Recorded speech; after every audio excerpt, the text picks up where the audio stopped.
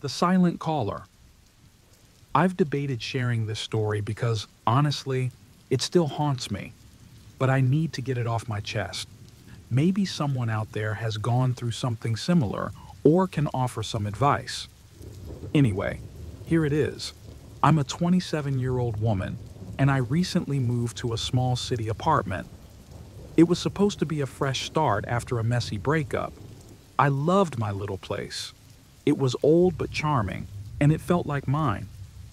I work late hours, often coming home around midnight, and usually go to bed by 1:30 a.m.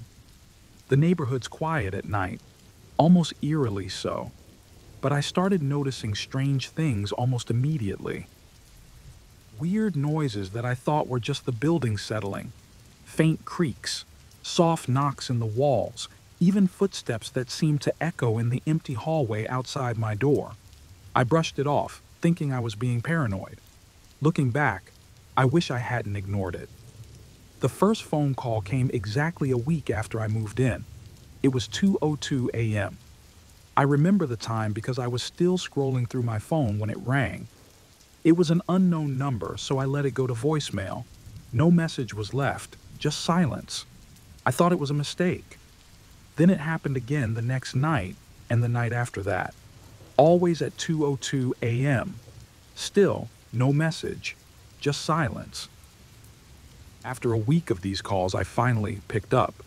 I regretted it the moment I did. There was no voice, only a faint, steady breathing. I hung up, my heart racing. I tried blocking the number, but the calls kept coming from slightly different numbers. I figured it was some kind of prank and tried to ignore it. But then, on the seventh night, everything changed. I picked up the phone, hesitating. There was the usual breathing, but then I heard a low, chilling chuckle. It made my skin crawl. And then a soft voice whispered, "You shouldn't have left the door unlocked." I froze. My blood turned to ice as I glanced at my front door. I was sure I had locked it. Trembling, I got up and checked. It was slightly ajar. Panic washed over me. I slammed it shut, locked it, and then pushed a chair against it, all while frantically searching the apartment for signs of an intruder. Nothing. The place was empty. For the next few days, I was in a constant state of anxiety. I replaced the locks, installed a deadbolt, and even bought a security camera for my front door. I reached out to a few friends, but they just laughed it off, telling me I was being paranoid. "It's probably just some bored kid messing with you," they said. The calls continued. Every night at 2:02 a.m., always a different number. Always the same phrase, "You shouldn't have left the door unlocked." I started dreading that time, staring at my phone until it rang, my body tense and waiting. One night, I decided to watch the live feed from my security camera. The calls came as usual, but this time, something different happened. The door moved, just a tiny bit, as if someone pushed it softly and then stopped. My stomach dropped. I replayed the footage over and over, but I couldn't see anyone. There was no one there. I called the police, but they found no signs of forced entry. They suggested I was imagining things or that the door was just faulty. They left me with a "take care," and that was it. I started losing sleep. My nights became a blur of staring at the clock, waiting for the calls, and trying to convince myself I wasn't losing my mind. I thought about moving out, but I didn't have the money to break my lease. So, I stayed, alone, and scared. Then, one night, I didn't pick up. I just let the phone ring. When it stopped, I felt a brief moment of relief, but then I heard it, a knock. 3 slow, deliberate knocks on my front door. I sat there, frozen, heart pounding. I could hear faint breathing through the door. I didn't move until morning. That was it. I had to leave. I packed some things and decided to stay at a friend's house, But before I left, I got one more call, 2:02 a.m. This time, the voice was different, cold and mocking. Leaving won't help. I know where you go. My hands were shaking as I checked the camera footage one last time. I saw a figure, barely visible in the shadows, standing just outside the camera's range. They were holding something shiny. A phone? A knife? I called 911, but by the time the police arrived, there was no one there. They checked the logs from my phone and told me something that made my head spin. None of the numbers existed. There were no records of any calls. I felt trapped, like I was being hunted, and no one believed me. The officers suggested I see a therapist. Maybe they were right, but I knew what I saw. The next day, I moved out. I didn't care about the deposit. I just wanted to get away. I moved across town, changed my phone number, deleted all my social media accounts. For a few weeks, I almost felt normal again. But that feeling didn't last. Little things started happening in the new place. Misplaced items, windows left open that I was sure I'd closed. But I convinced myself it was just me being forgetful. Until last night. I was finally beginning to relax, even laugh at myself for being so jumpy. But then my phone rang. 2:02 a.m. I stared at the screen. I'd changed my number. No one should have it. But the voice was the same. That same mocking whisper. You really thought you could run? I don't know what to do anymore. I'm too scared to stay, but too afraid to leave. I feel like I'm being watched all the time. I barely sleep, and when I do, I wake up to the sound of a phone ringing in my dreams. I've thought about changing my name, moving to another state, but I'm not sure it will matter. It's 2 a.m. now.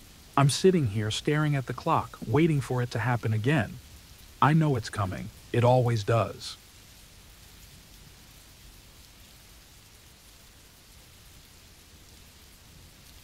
The ride home. I've never told anyone this story before. It still freaks me out whenever I think about it. But I feel like I need to share it now, because if it stops even one person from experiencing what I did, it'll be worth it. I'm a woman in my mid-20s, living in a mid-sized city. Last year, I went out with some friends for dinner and drinks. Nothing unusual, just a typical night out. I've always been careful when I go out alone or with friends. I never drink too much. I stay in well-lit areas, and I always share my location with someone I trust. That night, one of my friends canceled last minute, leaving me to head home by myself. Before I left, I noticed something odd. My rideshare app glitched for a moment when I tried to open it. I didn't think much of it and figured it was just bad reception. I brushed it off, called a ride like usual, and went outside to wait. The car showed up pretty fast, and everything seemed fine at first. The driver was a guy in his mid-30s, dressed casually, and he greeted me with a smile. He looked friendly enough, so I felt a bit of relief. We made some small talk at the beginning, just the usual stuff, how my night was, what I did for work. But then his questions started getting personal. So, do you live alone or, he asked, glancing at me in the rearview mirror. I hesitated. No. My boyfriend's probably waiting for me at home. I lied. I didn't want to give away too much information, but I also didn't want to seem rude. Something about the way he asked made me feel uneasy. He nodded slowly. That's good. It's dangerous to be out alone this late. He didn't say anything more after that, but I noticed he kept looking at me through the mirror. I pulled out my phone to check the route, and that's when I realized we weren't taking the direct way home. He'd turned onto a different street, one that didn't make sense if we were going to my place. Is there a lot of traffic on the main road? I asked, trying to keep my voice steady. Nah, I just know a shortcut that'll get you there faster, he replied, his tone too casual. I felt a small knot of fear tighten in my stomach. I tried texting my friend to share my location, but the message wouldn't send. The signal bar on my phone showed just one tiny dot. I tried again. Still nothing. My heartbeat started to pick up, but I forced myself to stay calm.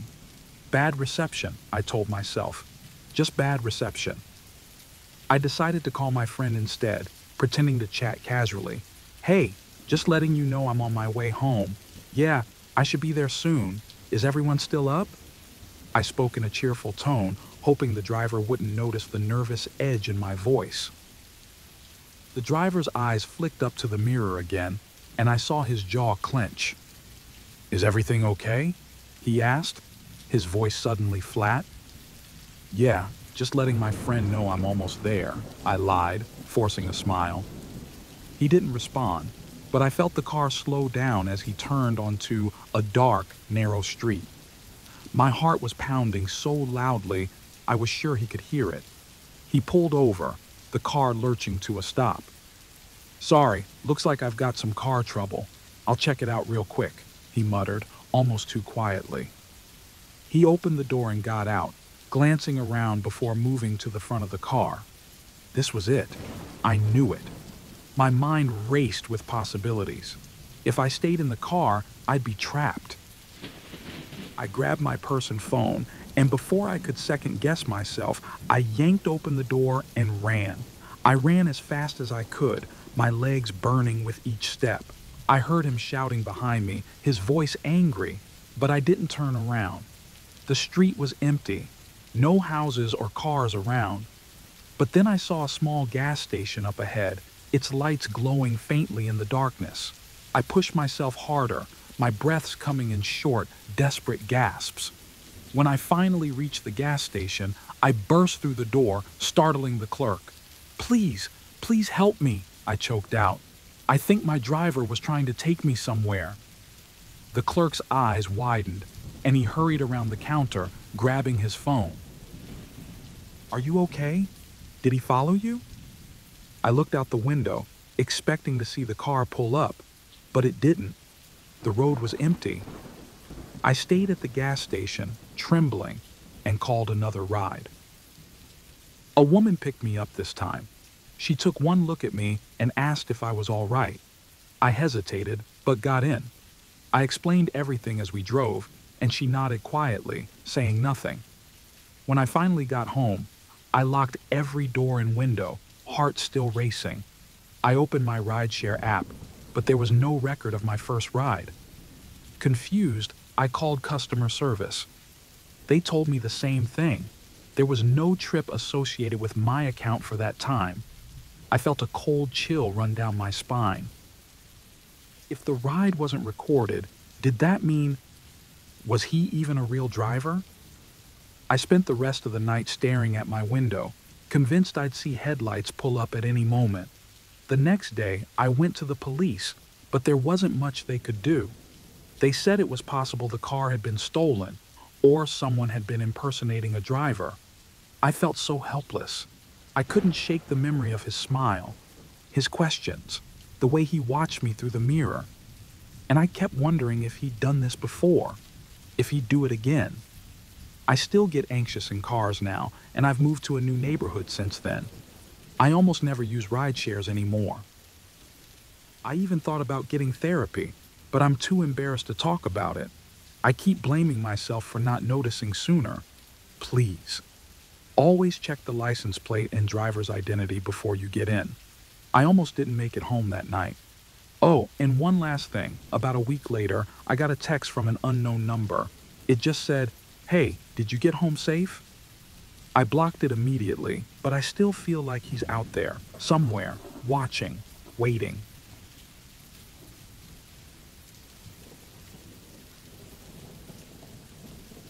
Title: The Forgotten Friend. My name is Jake, and I'm still trying to make sense of what happened. I need to get it out to see if anyone else has experienced something like this. It's hard to explain, but I'll do my best. It all started a couple of weekends ago. A few friends and I, Mark, Sarah, Lisa, and Tom, decided to rent a cabin for a short getaway. We've known each other for years, since college, and we've always been close. There's this one trip we took back in sophomore year. Something happened then, but we don't really talk about it. That trip bonded us, though. We've been meeting up once or twice a year ever since. This time, we picked a remote cabin in the woods.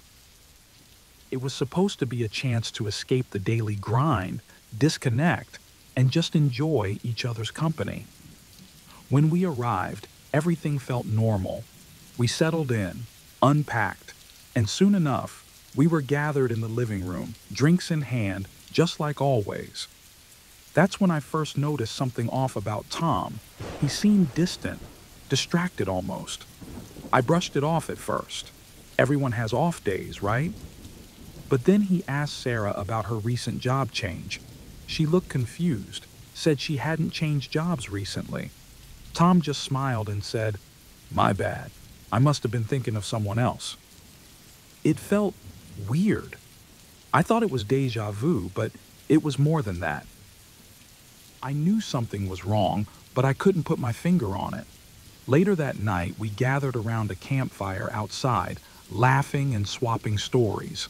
Tom, usually the funny one, suddenly started bringing up events none of us remembered. He asked Mark if he still regretted that fight with the stranger at a bar. Mark's face went blank. He swore that never happened. Then, Tom turned to Lisa and mentioned her fear of water. Lisa shook her head and laughed nervously. She's never been afraid of water. That's when I realized that no one else seemed to recall anything Tom was saying. The mood shifted. We exchanged uneasy glances, but we tried to brush it off. Maybe Tom was just messing with us, trying to get a reaction. But then he looked straight at me and asked, "Jake, are you still seeing a therapist?" I froze. I've never told anyone about therapy, not even my closest friends. But before I could respond, Tom's face changed, like he regretted saying it. "I was just kidding," he added quickly, but his laugh was forced. When we went to bed that night, I couldn't sleep. Lying in the dark, I heard Tom whispering to himself. His voice was low, almost like he was chanting something. I caught fragments. "They don't remember. They can't remember." I told myself I'd misheard him, but deep down, I knew I hadn't. The next morning, Tom's mood was entirely different. He seemed almost manic, bouncing around, talking too fast, and not making much sense. He cornered Lisa in the kitchen while Mark and I were making breakfast. I heard him say something about a house fire she'd been in as a kid. Lisa's face went pale, and she started shaking. She yelled at him to stop, tears streaming down her face. None of us knew about the fire. It was something she'd never shared, not even with me. Tom just looked at her, confused, saying, "We've talked about this before." That was it. Mark pulled Tom aside and asked him to leave her alone. Tom didn't argue, just nodded slowly and walked away, looking more like a scolded child than the friend we knew. Something was seriously wrong, and I needed to find out what. While everyone was outside, I decided to check through Tom's bag. Maybe there was something that would explain what was going on. I unzipped his duffel and found nothing. No clothes, no wallet, no ID, nothing except a single toothbrush. It was impossible. He'd been with us the whole time. Where were his things? I jumped when I felt a presence behind me. It was Tom, watching me, his eyes unblinking. "I thought we were friends, Jake," he said softly. There was no anger, no accusation in his voice, just disappointment. Before I could respond, Lisa's phone rang. I grabbed it, desperate for some distraction. The caller ID was unknown. "Hello?" I answered. "Is the man who arrived with you there?" a voice asked. It was a woman's voice, calm and firm. "Who is this?" I asked, trying to keep my voice steady. "I don't know, but he's not one of you," she replied. I didn't know what to say. I turned to look at Tom, who was still standing there, still watching me. I hung up and shoved the phone in my pocket. We needed to get out of there. Now. That night, we confronted Tom. I demanded to know who he was. "It's me," he said calmly. "I've always been with you, haven't I?" "Just leave," Mark shouted. "We don't know you." "You need to leave." Tom didn't move. Leaving now would be unwise, he said, blocking the door. Then he started recounting more details about our lives, things even we didn't remember. He told me about the car accident I almost had last year, describing every detail: the smell of burnt rubber, the screeching brakes, the panic in my chest. But I'd never told anyone. It had happened on an empty road in the middle of nowhere. How did he know? In a panic, we decided to tie him up until we could figure out what to do. Tom didn't fight back. He looked almost relieved. "It's okay. I won't be here much longer," he murmured as we secured him. I tried to ignore the chill his words sent down my spine. But by morning, Tom was gone. The restraints were empty, neatly folded on the floor. We searched everywhere, but there was no trace of him. Mark said we should call the police, but when we checked our phones, every message and call involving Tom was gone. It was like he'd never been there. We sat in silence, a strange sense of relief settling over us. But as we packed up to leave, I realized something terrifying. I couldn't remember Tom's face. Every time I tried, the details slipped away like sand through my fingers. Back home, I looked through old photos and messages. Nothing.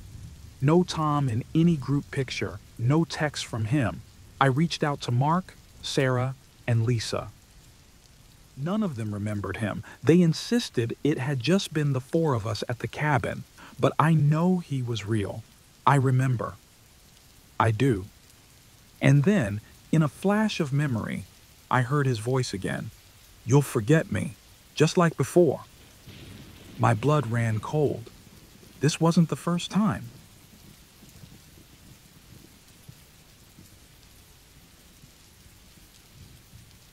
The window cleaner. I've always felt safe living on the 15th floor of my apartment building. The height gives me a sense of security, like being removed from the chaos below. I moved here a year ago, eager to have my own space. The layout is perfect. An open living room with large windows that overlook the city, a cozy kitchen, and a small bedroom. I mostly work from home, so I've created a comfortable routine. My days are pretty uneventful. Work during the day, some light cooking, and evenings spent reading or watching TV by the big living room window. But lately, I've noticed a few things that have been bothering me. Sometimes I hear a soft tapping sound on the windows, which I've brushed off as construction noise from nearby buildings.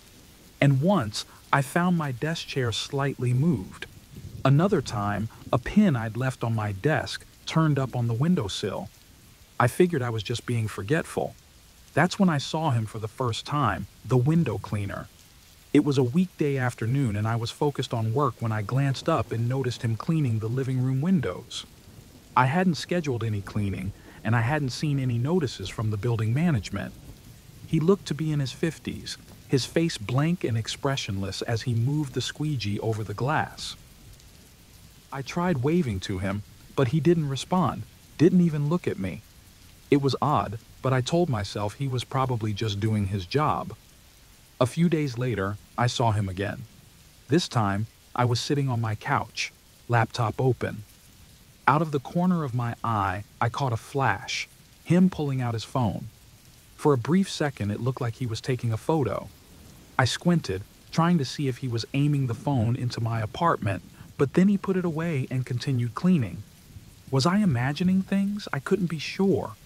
The unease lingered, so I called the building management. They told me that no window cleaning services had been scheduled for that day or the previous week.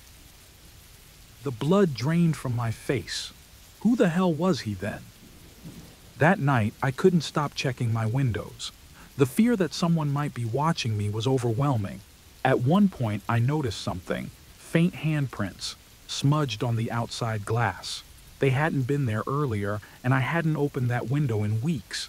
I started keeping my curtains closed and locking all the windows, trying to regain some sense of control. But a few days later, I saw him again. This time, he wasn't alone. There was another man with him, dressed the same way, also cleaning my windows. They moved in unison, silently. never looking at each other or acknowledging me. I couldn't shake the feeling that they were playing a twisted game.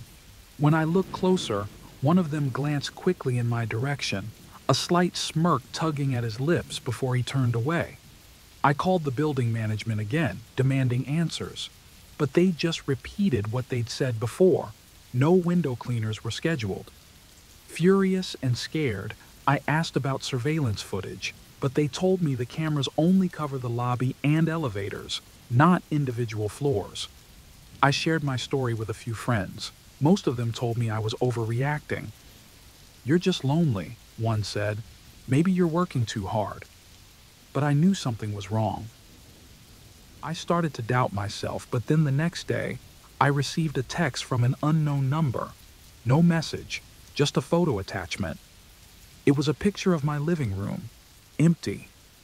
The angle was one I hadn't seen before, almost like it was taken from outside the window. My heart pounded in my chest as I looked around my apartment, trying to find an explanation. Who could have taken this? I checked every corner of my place, every closet, but there was nothing. No sign of forced entry, no hidden cameras, just that gnawing feeling that I wasn't alone. Terrified, I packed a bag and decided to stay somewhere else for the night. As I left the building and looked up at my windows from the street, I froze. There, in my living room window, was a shadowy figure. Someone was standing in my apartment looking down at me. I stayed with a friend for a few days before returning. I knew I had to go back. I couldn't avoid my home forever. Armed with pepper spray and a pocket alarm, I cautiously stepped inside. Everything seemed normal, but the air felt thick, oppressive. I moved through each room slowly, checking for anything unusual. When I reached the living room, I saw it, lying on my coffee table, a small USB drive. I hadn't put it there. Hands trembling, I plugged it into my laptop. There was only one folder on it, labeled You. I opened it, and my breath caught. Dozens of photos of me. Some were mundane, me working at my desk, cooking dinner. But then there were others, more private, changing clothes, sleeping. The pictures had been taken over weeks, maybe months. One photo stood out, me lying in bed, asleep. But it wasn't taken from outside. It was taken from the corner of my room, right beside my bed. I grabbed my phone and called the police. They arrived quickly, searching the apartment, but found nothing. As they were leaving, one of the officers turned to me. "You know, it's weird how that USB was just left out in the open, almost like they wanted you to find it." I nodded, numb. As I was closing the door, I noticed something on the bedroom window, a fresh, smeared handprint. I hadn't opened that window in months. The next few days were a blur of fear and paranoia. I changed the locks, installed security cameras, and moved a heavy dresser in front of my bedroom door at night. But nothing eased the fear. One morning, I found a small package in my mailbox. Inside was a printed photo of me sleeping. On the back, written in neat handwriting, "I'll see you soon." I moved out a few weeks later and changed my phone number, but I still get photos in the mail sometimes. No return address, no fingerprints. The latest one came just last week. I don't know if it's ever going to stop, but I'm terrified that one day it won't just be photos I find.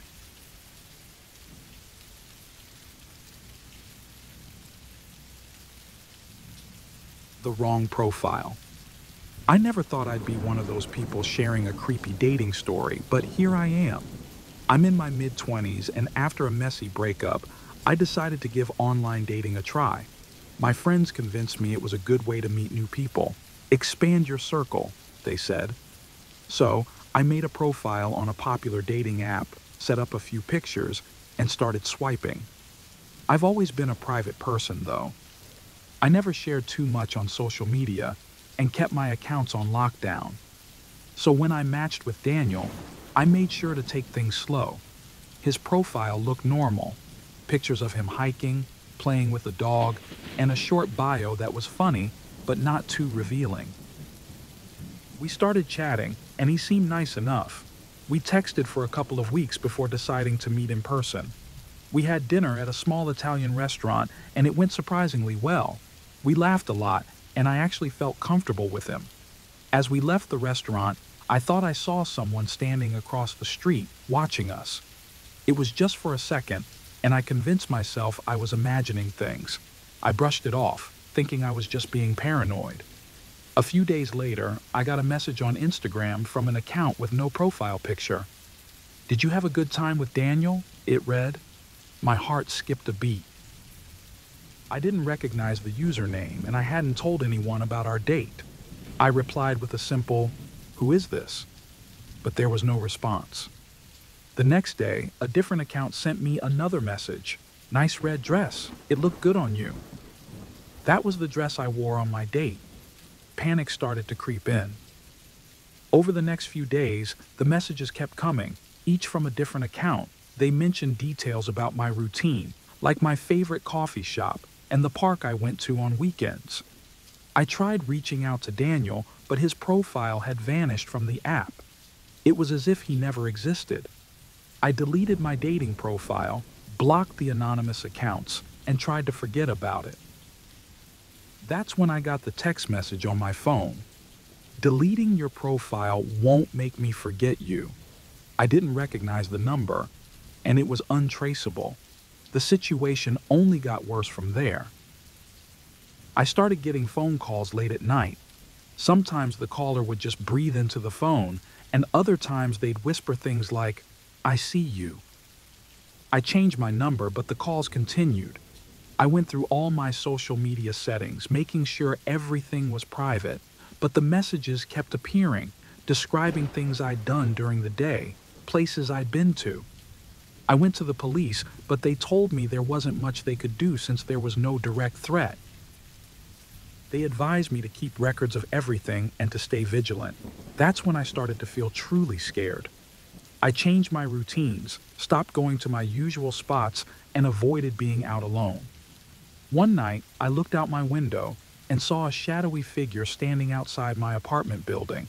I grabbed my phone to take a picture, but by the time I focused, they were gone. I felt trapped. I considered moving, but how could I be sure this person wouldn't follow me? Then, one morning, I received a small, nondescript package at my door. There was no return address. I opened it, hands shaking, to find a single piece of paper inside. Written in neat, block letters was a message. "I can still see you." That was it. I moved to a new apartment across town, changed my number again, and only told my closest friends and family where I was living. For a few days, things seemed to calm down. I started to believe maybe it was over, but then I got an email from an unfamiliar address. It was a photo of me in my new living room, taken through the window. My blood ran cold. I rushed to close all the curtains and called the police again. They came by, looked around, but found no signs of anyone being outside. I felt completely helpless. I stayed with a friend for a few days, thinking maybe I was safer there. But then my friend started receiving messages too, describing what I was doing while I was staying at her place. I felt like I was going insane. I started going through my old messages with Daniel, looking for any clues. That's when I remembered something. Daniel had mentioned running into me at a specific coffee shop before we matched. I thought it was a coincidence at the time, but now I realized he must have been watching me long before we even talked. It hit me. I'd seen a man staring at me in that coffee shop a few months back. He looked nothing like Daniel's profile pictures. Was that him? My phone rang, breaking me out of my thoughts. I answered without thinking. A distorted voice on the other end said, "It was never about the date. It's about you." Then the call disconnected. I sat there, shaking, realizing this person had targeted me long before I ever downloaded that app. I installed cameras around my new apartment, took a leave of absence from work, and stopped talking to almost everyone. The calls and messages slowed down, almost as if he was giving me space. I kept waiting for the next wave of horror to hit, but there was only silence. For a moment, I thought maybe it was finally over. Then, one morning, I opened my door to find a single red rose lying on my doorstep. There was a note attached. Soon. That's when I knew he was never going to leave me alone. I've since decided to move out of state and start over somewhere far away. I've cut contact with most people, terrified that someone might unknowingly share my new location. I no longer feel safe anywhere. I'm paranoid, constantly looking over my shoulder, wondering if today is the day he'll show up again. I know he's still out there. I just hope he doesn't find me again. But a part of me knows it's only a matter of time.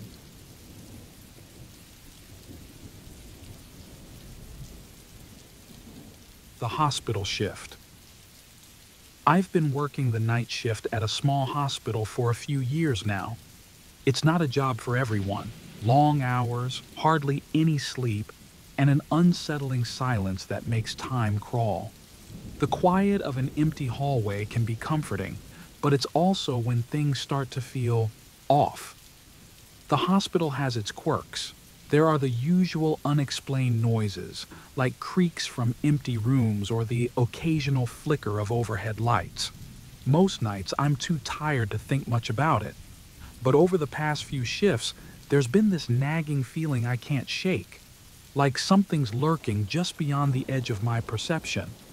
I keep dismissing it as paranoia, the result of sleepless nights. But last night, something happened that I can't simply ignore. It started with the light in room 204. The Catalyst room 204 housed a middle-aged man who had been unconscious since he was admitted after a car accident. I didn't know much about him, just that he had no visitors and wasn't expected to wake up anytime soon. It was just past 2 a.m. when I noticed the light in his room flickering. It turned on and off, over and over. I thought maybe the switch was faulty, so I went in to check. As soon as I stepped inside, the light turned off. I looked at the patient, and he seemed exactly as he always was, eyes closed, breathing steady. I brushed it off and went back to my rounds, but no more than 10 minutes later, the light flickered again. This time, I waited.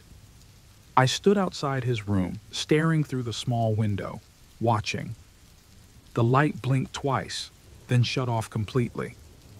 I pushed the door open gently, half expecting to see someone inside. But there was no one. I glanced at the patient.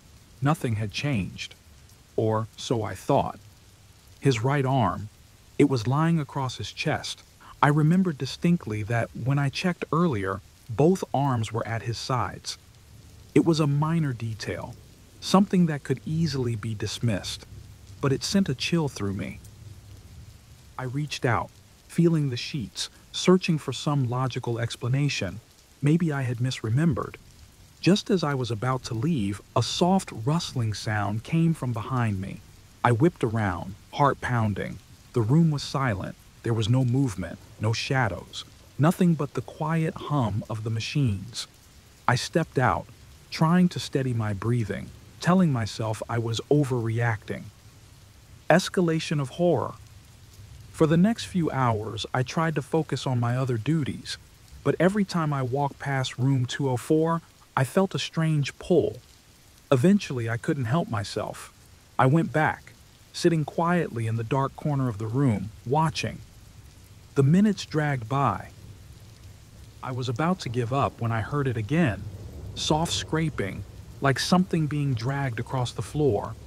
It was coming from beneath the bed. I froze, holding my breath. The sound stopped abruptly. I stayed there, staring, waiting for what felt like hours. When nothing else happened, I forced myself to leave, but the fear stayed with me, like a second skin. The hallway outside seemed longer, emptier than usual. I couldn't shake the feeling that someone was watching me. Each time I turned a corner, I almost expected to see a figure standing there. I returned to the nurse's station, desperately trying to calm my nerves. Then I saw it again. The light in room 204 was on. I bolted back to the room, heart racing. The patient was still there, eyes closed, breathing unchanged. But something was different. There, on his pillow, was a small piece of paper. I picked it up, hands trembling. It had a single word scrawled on it in shaky handwriting: leave. I glanced around, looking for any sign of an intruder. The room was empty. The hallway was silent. I felt the walls closing in on me. My mind was spinning, and I needed to get out of there. Climax. I decided to end my shift early. As I stepped outside and walked towards my car, I noticed a dark vehicle parked a few rows down. The windows were tinted, and I couldn't see who was inside. It didn't look familiar, but it wasn't unusual for people to use our lot. Still, a chill crept down my spine. I got into my car and started driving. A few blocks away, I glanced in my rearview mirror. The dark car was following me. My heartbeat thundered in my ears as I made a sharp turn. The car turned too. I sped up, trying to lose it, but it stayed close, headlights glaring. Panic set in, and I felt my hands trembling on the wheel. I turned onto an empty street, pushing my car to its limits, trying to outmaneuver the vehicle. Finally, I saw a narrow alleyway and swerved into it, shutting off my lights. I sat there, breathless, watching the entrance. The car passed by slowly. Then it stopped. For a few agonizing moments, it idled at the entrance, its headlights flooding the alley. I gripped the steering wheel, praying it would go away. After what felt like forever, the car slowly drove off. I was left trembling, too scared to move back. Falling action. The next day, I went back to work, determined to put it all behind me. But as soon as I arrived, I was told that the patient in room 204 had been transferred to another hospital overnight. No one else seemed to know much about it, and there was no record of a formal transfer. I felt like I was losing my mind. Trying to brush it off, I went home that evening. As I approached my mailbox, I noticed a small note inside. I unfolded it slowly, dreading what I might find. The note simply read, "See you again, nurse." Conclusion. Shaking, I reached out to a coworker, confiding in him about everything that happened. He looked at me, concerned, and finally admitted that he'd followed me that night in his car. He noticed me leaving in a panicked state and wanted to make sure I got home safely. The note? It turned out to be a misdelivered letter from a nearby nursing agency apologizing for a mix-up in shifts. I should have felt relief, but I didn't. Every time I lock my door at night, I still can't shake the feeling of being watched. I glance over my shoulder, just to be sure. Because even with explanations, I know something isn't right.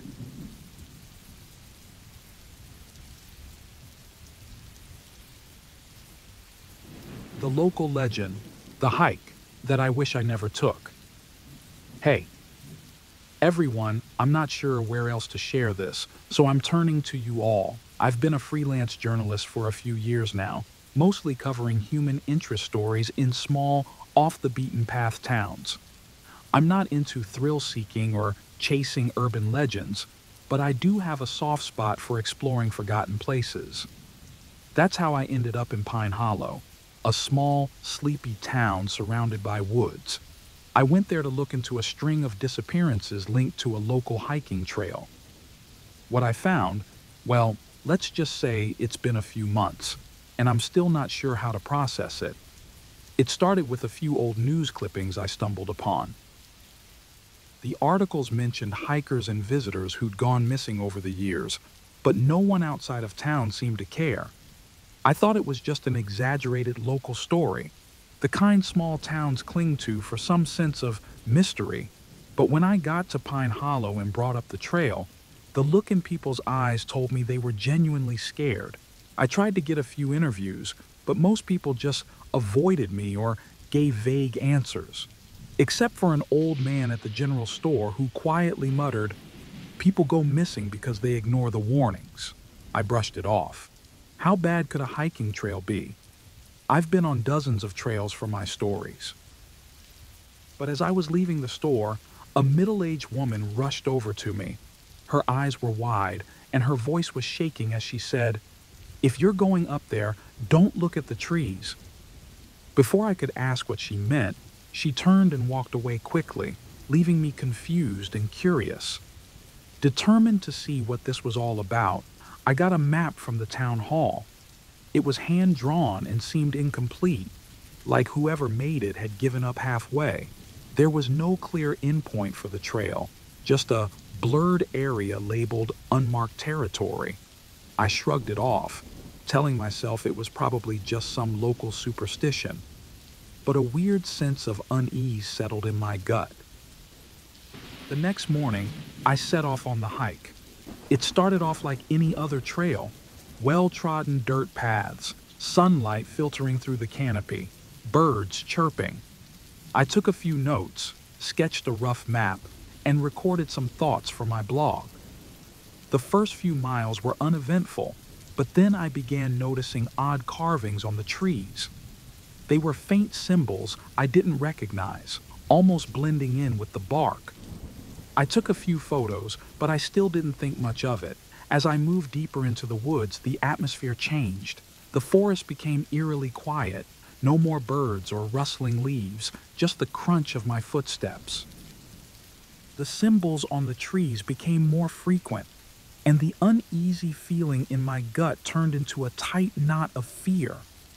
I tried to shake it off, telling myself it was just my imagination. But the deeper I went, the more I felt like I wasn't alone. After about 3 hours, I came across a clearing where the trail forked. An old wooden signpost, defaced with the same symbols, pointed to the right.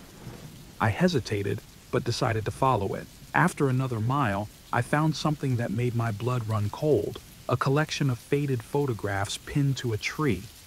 Each photo was of a different person, all smiling in front of the same trail marker I had just passed. The last photo was of a young man in a blue hoodie. The back of the photo read, "Missing since 2018. As I stared at the photo, I heard a sound behind me, like someone stepping on a branch. I turned around, heart racing, but there was no one there. That's when I noticed something even more disturbing. Fresh footprints in the mud leading back from where I'd just come. They weren't mine. Panic set in. I decided it was time to head back. But as I retraced my steps, everything looked different. The trees, the path, everything seemed to have shifted. I tried to stay calm, using my phone's GPS, but the signal kept cutting out.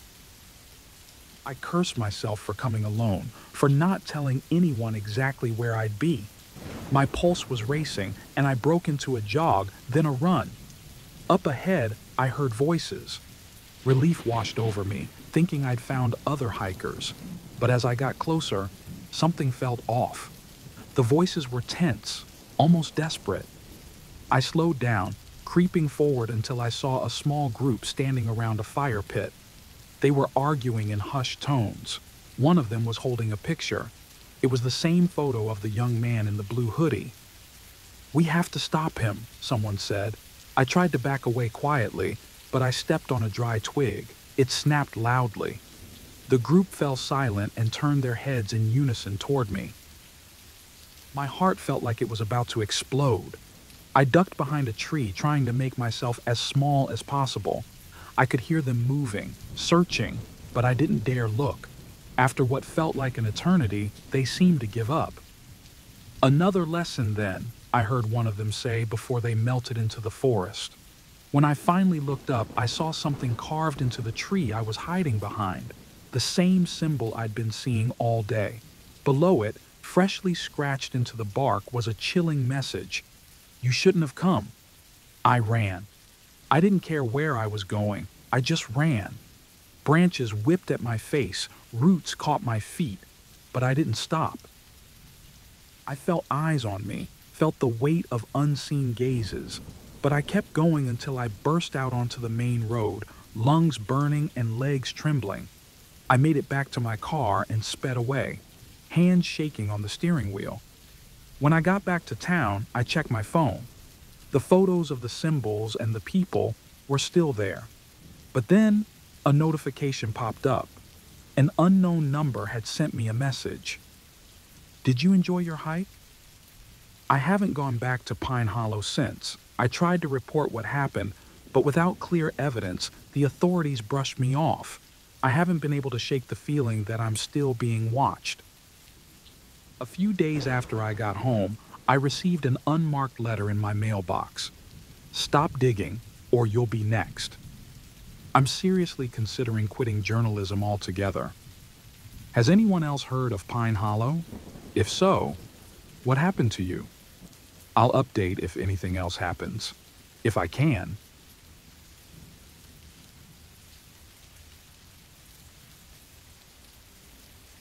The Babysitter's Nightmare. I've been babysitting for extra cash since I was 14. There's this one family I usually work for, a really nice couple with 2 young kids, a 6-year-old boy and a 4-year-old girl. They live in a quiet suburban neighborhood, one of those areas where everyone knows each other. The house is spacious, well kept, and cozy. But I've always had this weird feeling whenever I'm there, especially when the parents aren't home. I'd hear small creaks from upstairs or feel like I was being watched, but I figured it was just the house settling or my mind playing tricks on me. Now I know I should have trusted those instincts. It started on a typical Friday night. The kids were asleep in their rooms and I was downstairs on the couch with my homework. Everything was quiet until my phone buzzed with a text from an unknown number. It read, "I'm in the house." I remember staring at it for a second, my stomach twisting. I laughed it off, thinking it had to be a prank. Maybe one of my friends messing around or even the parents trying to spook me. I texted back, "Very funny. Who is this?" No response. I debated calling the parents but decided against it. It was probably nothing. I got up to double check the locks, my heart pounding a bit too fast for my liking. Everything seemed fine until I heard a faint thud from upstairs, followed by complete silence. I froze, trying to convince myself it was just one of the kids moving in their sleep. But that didn't explain why my hands were trembling as I crept up the stairs. I noticed immediately that the hallway light, which I had left on, was off. Thinking the bulb had blown, I switched on my phone's flashlight and made my way to the boy's room. I turned the handle. It was locked from the inside. Panic surged through me. I knocked softly, calling his name. Nothing. I rushed to the girl's door. Same thing. Locked. I ran back downstairs, fingers fumbling over my phone as I dialed the parents. The dad answered, his voice groggy like he'd been sleeping. "Hey, sorry to bother you, but I think something's wrong," I stammered. "The kids' doors are locked, and I got this weird text." "What text?" His voice was sharp now, fully awake. I read it to him, expecting him to laugh it off. Instead, he went quiet, and when he spoke again, his tone was deadly serious. "Listen to me. Grab the kids and get out of the house. Now, I'm calling the police." He hung up before I could respond. My heart was in my throat as I tried to process what he just said. I ran to the front door, trying to force the key into the lock, but something made me stop. I couldn't just leave the kids. Summoning every bit of courage I had left, I headed back upstairs. Both doors were unlocked now. I pushed the boy's door open. He was sound asleep. I hurried over to the girls' room. Same thing. They looked so peaceful, so completely unaware of the fear clawing at my insides. I gently shook them awake, whispering that we needed to go downstairs. They grumbled and whined, groggy from being woken up, but they followed me without too much fuss. Just as I was ushering them out the front door, my phone buzzed again. I looked down and saw another message from the same unknown number. "Leaving so soon?" Attached was a photo. My breath caught in my throat. It was a picture of me, taken from behind, standing in the hallway upstairs. I turned around, searching the darkness of the house for any sign of movement, but everything was still, too still. Then, from upstairs, I heard a door creak open. "Go," I urged the kids, pushing them out the door. We ran to the driveway, and a wave of relief washed over me as I saw flashing lights pulling up. Two police officers stepped out, guns drawn, and headed inside. I stayed outside with the kids, trying to keep them calm, whispering that everything would be okay, even though I didn't believe it myself. Minutes felt like hours. Finally, the officers came back out, shaking their heads. "There's no one in there, miss. Are you sure you didn't imagine it?" "No!" I almost screamed. "There was a photo. Someone took a photo of me upstairs." The officer gave me a look of pity, like he thought I was losing it. "Where's your phone?" he asked. I patted my pockets. It wasn't there. I must have dropped it inside. One of the officers agreed to go back in with me to retrieve it. My legs felt like jelly as we walked through the front door. We went upstairs to the hallway, and there it was, my phone, lying on the parents' bed. I grabbed it, hands shaking as I unlocked the screen. Another new message. It was a photo of the parents' closet door, slightly open. The photo had been taken from inside the bedroom. The officer stormed over and yanked the closet door wide open. Nothing. Just empty space. We left the house. The parents arrived not long after, looking pale and terrified. I showed them the texts and photos. The dad cursed under his breath, while the mom started crying. The police took our statements, but there wasn't much they could do. No forced entry, no evidence, just a series of disturbing texts and a bunch of unanswered questions. "I'm so sorry," I kept repeating, even though I wasn't sure what I was apologizing for. The dad shook his head, his face drawn and tired. "You got them out safely. That's all that matters." As I was about to leave, he pulled me aside. "Did you go into our bedroom before this all started?" I shook my head, confused. "No, why?" He didn't answer, just nodded and turned away, looking even more troubled. I barely slept that night, replaying everything over and over in my mind. The next day, I got a text from the mom thanking me again and saying they'd decided to stay at a hotel for a few days. I responded, wishing them well. Out of curiosity, I opened my photo gallery. My stomach dropped. There was a new photo taken from the parents' house. It showed me standing in the hallway right before I had gone upstairs to check on the kids. I deleted everything, blocked the number, and tried to move on. But I can't shake the feeling that someone, somewhere, is still watching me.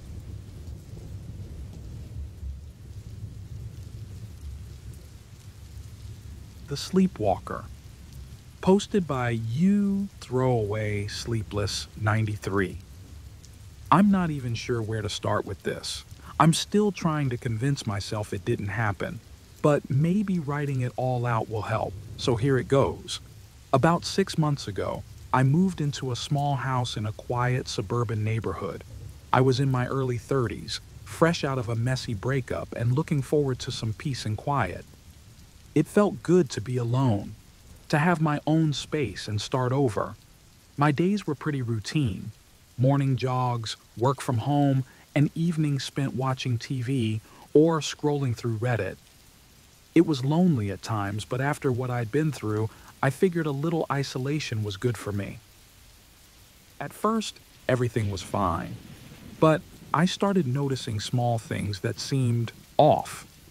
Items not where I remembered leaving them. The faint smell of something earthy in the hallway. Nothing major, but enough to put me on edge. Then, last week, I found a pair of muddy footprints in the hallway leading from the front door to my bedroom. I shrugged it off, thinking maybe I'd tracked something in without realizing it. I cleaned them up and didn't give it much thought until it happened again. A few days later, I woke up to find the same muddy footprints, starting at the front door and stopping just outside my bedroom. I hadn't left the house in days. The sight of those prints made my stomach drop. I knew I'd cleaned them up before, but there they were, fresh and wet. I checked my shoes, the floor, anything to find a logical explanation. Nothing added up. I started to feel a creeping sense of dread. Had someone been in my house? I checked the locks, no signs of forced entry. The windows were shut tight. Everything was as it should be, but the footprints told a different story. Maybe I was just being paranoid. Still, I couldn't shake the feeling that I was being watched. That night, I set up a couple of cheap cameras in the living room and hallway. Just to ease my mind, I told myself. I aimed one right at the front door, hoping I'd catch some stray animal or maybe even confirm I'd been sleepwalking. I was nervous, sure, but mostly just desperate for some rational explanation. I didn't see much the first night, but the second night, something happened that I still can't explain. Around 2 a.m., the hallway camera picked up a shadow moving across the frame. There was no sound, just a dark shape shifting slightly, as if someone was standing just out of view. I watched the footage over and over, telling myself it was a trick of the light. Still, I decided to leave the cameras running for a few more days. A few nights later, I woke up drenched in sweat, feeling like something was terribly wrong. I scrambled to check the footage.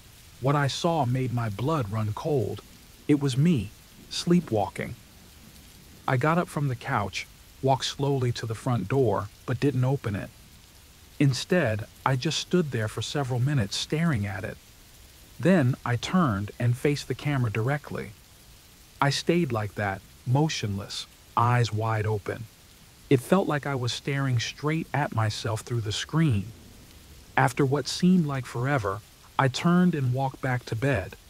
My first thought was that I had some sleep disorder I didn't know about. I spent the whole next day reading about sleepwalking and sleep paralysis, trying to find answers. I even considered going to a doctor, but the thing that bothered me the most was that I'd never had a history of sleepwalking. And why would I just stop and stare at the camera like that? I decided to change things up and sleep on the couch to see if it made a difference. The next morning, I reviewed the footage again.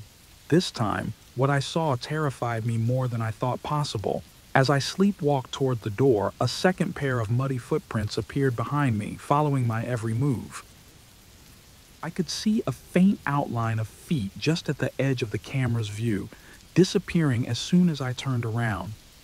I felt a chill run down my spine. It was like someone or something was there, just out of sight, following me. Panicking, I sent the footage to a friend. His response was immediate. "Dude, get out of there. You're not alone." I called the police, heart racing. They checked the house, looked at the footage, but couldn't find any signs of a break-in or an intruder. They tried to assure me it was some prank or glitch in the camera, but I knew what I saw. I felt more isolated and terrified than ever. I spent the next few nights in a state of constant fear. I set up more cameras, covered every corner of the house. I was determined to find out what was going on, even if it meant staying up all night. On the final night, around 3 a.m., I heard a soft creak. I checked my phone, watching the live feed. My body froze. I saw myself getting up again, moving towards the front door. But then, something shifted behind me. A figure emerged, blurry and out of focus, its muddy feet trailing me. The figure stopped just out of view and seemed to lean down, as if whispering something into my ear. I jumped up, grabbing a kitchen knife. I moved slowly towards the hallway, heart pounding so loudly I could barely think. I watched as the sleepwalking version of myself on the screen suddenly stopped, turned, and tilted his head, eyes locking directly with the camera. The feed cut to static. Then, I heard a voice behind me, soft and clear. "Go back to bed." I woke up the next morning on the couch, drenched in sweat. I scrambled to check the footage, but everything was gone. Corrupted files, except for one still image. Me, eyes wide open, staring into the camera, with muddy feet visible in the corner of the frame. I threw the cameras out and left the house that day. I haven't sleepwalked since. But every night, I still wake up around 3 a.m., drenched in sweat, heart pounding. Yesterday, I noticed a small patch of dried mud near my bed at my friend's place. I don't know what to think anymore. How do you run away from yourself?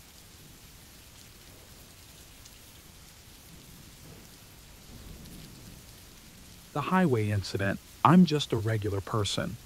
I work a 9 to 5 job, live alone in a small apartment, and spend most evenings binge watching TV shows or scrolling through social media. But last week, something happened that shook me to my core. I keep replaying it in my head, wondering if I'm overreacting or if I narrowly escaped something much worse. It started like any other day. I had stayed late at work, trying to finish up a project.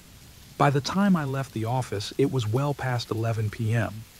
The roads were almost empty, and I felt that familiar sense of unease I always get when driving alone at night. I told myself it was nothing, just my nerves. But as I got onto the highway, I noticed a car following closely behind me. At first, I didn't think much of it. It's a highway. People drive fast and close. I even felt a bit relieved when they took an exit. But then, just a few minutes later, I saw the same car merge back onto the highway behind me. That's when I started to feel uncomfortable. I changed lanes, trying to put some distance between us, but they changed lanes too. I slowed down to let them pass, but they just kept matching my speed. My heart began to race. Maybe it's just a coincidence, I thought. Maybe they don't realize what they're doing. But with every mile that passed, the car stayed glued to my bumper. I tried taking random exits and then getting back onto the highway. It didn't help. They followed me everywhere, never trying to overtake, never backing off. My hands were sweating on the steering wheel, and I could feel my pulse pounding in my throat. I considered calling the police, but then doubt crept in. What would I even say? There's this car following me, and I think I'm in danger? Would they even take me seriously? Instead, I decided to head for the nearest well-lit area. There was a gas station at the next exit, a brightly lit one, the kind that's open 24 hours. I figured I could pull over there and at least be around other people. As I approached the exit, I thought I'd lost them. But then, just as I was about to turn off, the car sped up and cut me off, forcing me back onto the highway. I panicked. I hit the gas and sped up, but they matched my speed again. My mind raced, trying to think of a way out. I slowed down abruptly, hoping they'd get bored and go around me. But they stayed right behind me, taillights reflecting ominously in my rearview mirror. The highway was deserted. No other cars, no street lights, just me and this stranger. Every time I glanced at my phone, the thought of looking away from the road made me more terrified. What if they tried to force me off? What if I lost control? Finally, I spotted a small rest stop up ahead. There was a 24-hour diner and a few parked cars. I took the exit, my hope rising slightly. I thought if I could just get inside, I'd be safe. But as soon as I turned into the parking lot, the other car did too. They blocked the only exit, their engine idling as if waiting for me to make a move. I froze. My heart was pounding so hard I could barely hear anything else. I kept my eyes on the car. No one got out. No one made a sound. It was just me and that dark silhouette in the driver's seat, headlights off, sitting there like a predator sizing up its prey. I couldn't just stay there. I started honking and flashing my lights, hoping someone would come out of the diner or notice me. But no one came. That's when the other car turned off its lights and engine, plunging the entire lot into an eerie silence. Something snapped inside me. I couldn't stay trapped there any longer. I reversed as fast as I could, narrowly avoiding hitting the other car, and sped back onto the highway. My vision blurred as I accelerated, tears streaming down my face from sheer panic. I thought I'd gotten away, but I saw the headlights behind me again. They were tailgating me, swerving aggressively. They were trying to force me off the road. I gripped the wheel and yanked it sharply, skidding into the entrance of another gas station, screeching to a halt under the bright lights. I jumped out of the car and ran inside, not caring if I looked crazy. I yelled for help, but as I turned around, I saw the car had pulled up outside. No one got out. The engine just idled. Then, just as suddenly as they appeared, they drove off into the night. A clerk rushed over, asking if I was okay. I tried to explain, but it all came out jumbled. I started to feel stupid. Maybe I was just overreacting. But then I glanced back at my car and felt my stomach drop. There was something written in the dirt on my rear window. "I'll see you next time." I stayed inside the gas station until the police came. They were sympathetic, but couldn't do much. No cameras had caught the car's plates. They suggested maybe the person had been trying to warn me about a problem with my car. I knew that wasn't true. The message made it clear they were playing a game, and I had been the target. I drove home that night, checking my rearview mirror every few seconds. Every car that got too close made me jump. When I finally pulled into my driveway, I noticed a smudge on the windshield, as if someone had pressed their hand against it, but there was no one there. My yard was empty and quiet. The next day, the police followed up, saying they couldn't find anything suspicious. Maybe I'd imagined the worst, they suggested. Maybe I was just on edge. But that message, I know what I saw. Since then, I haven't driven at night. I can't. I feel like I'm being watched even during the day. I don't know if it's paranoia or if they're still out there waiting for next time. Has anyone else experienced something like this? I can't be the only one, right?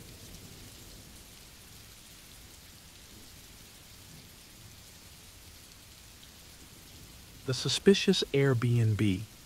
I don't usually post on Reddit, but I needed to share this. What happened to me and my girlfriend Anna feels like a nightmare I can't wake up from. I still can't explain it, and I can't stop thinking about what could have happened if things had gone differently. A few months ago, Anna and I decided we needed a break from everything. Our jobs were draining us, and we felt disconnected from each other. So, we booked a weekend at a secluded Airbnb we found online. The pictures made it look cozy, just a small cabin in the woods, perfect for some quiet time. The host, a guy named David, seemed nice enough. He told us he lived a few miles away and we probably wouldn't see him unless we needed something. When we arrived, the place looked just like the photos, small, rustic, and surrounded by trees. David was there to greet us, a middle-aged man with a warm smile. But as he walked us through the cabin, I noticed something odd. He kept repeating himself. "Just relax and enjoy the peace and quiet," he'd say, almost like a chant. He lingered a bit too long after showing us around, just standing outside, watching. Eventually, he left, and I shrugged it off. He was probably just being friendly. That first night, we settled in with some wine and tried to relax. Then, we heard it, a faint knocking sound. It seemed to come from everywhere at once, echoing softly through the walls. I got up to check, thinking it was just branches scraping against the house or maybe the wind. But when I looked outside, everything was still. I didn't see any trees close enough to touch the house. The knocking continued on and off throughout the evening, just enough to keep us on edge. I tried to brush it off, telling Anna it was probably just the house settling, but I could see the worry in her eyes, and honestly, it was starting to get to me too. Later, as we were getting ready for bed, the power suddenly cut out. Just gone, all at once. I grabbed a flashlight from the kitchen drawer and headed outside to check the fuse box. That's when I saw it. David's car. It was parked at the edge of the property, partially hidden by the trees. But it was definitely his. The same beat-up sedan he'd pulled up in earlier. My heart was racing as I stood there, staring at the empty car. Why was he still here? He'd said he lived miles away. I hurried back inside, trying not to panic. I told Anna about the car, and she immediately wanted to leave. We packed our bags in record time, and I went to open the front door, only to find it locked from the outside. "What the hell?" I muttered, twisting the knob desperately. We tried every door and window, but they were either stuck or blocked. My hands were shaking as I turned to Anna, who was on the verge of tears. "We're trapped," she whispered. I tried to calm her down, saying maybe it was just a mistake or some weird glitch with the locks. But then we heard it again. Footsteps. Slow, deliberate steps outside, circling the house. We held our breath, listening as the sound moved closer and closer, pausing at each window, each door. Whoever was out there was testing the locks, making sure we couldn't get out. We hid in the bedroom, whispering about what to do. I pulled out my phone to call for help, but there was no signal. Panic set in. We were completely cut off. Just when I thought it couldn't get worse, we heard a door creak open somewhere inside the house. Grabbing a heavy lamp, I slowly crept into the hallway, my heart pounding so hard I thought it might burst. In the dim light, I saw a shadow moving, then realized it wasn't a person at all. It was just a pile of clothes draped over a chair. Somehow, it had been arranged to look like a silhouette, as if someone had set it up to scare us. My skin crawled. Someone had been inside the house while we were distracted. Then, we heard his voice, David's voice, calm and soft, drifting through the window. "Why don't you come out and talk?" That was it. We couldn't stay in there any longer. I smashed a window with the chair, cutting my hand, and we climbed out. We ran toward the woods, desperate to get away. But just as we were about to reach the tree line, a flashlight beam caught us. David stood there, smiling like this was all some big joke. "You're overreacting," he said, his tone casual, like we were friends. "It's just a prank." "What the hell is wrong with you?" I yelled, backing away.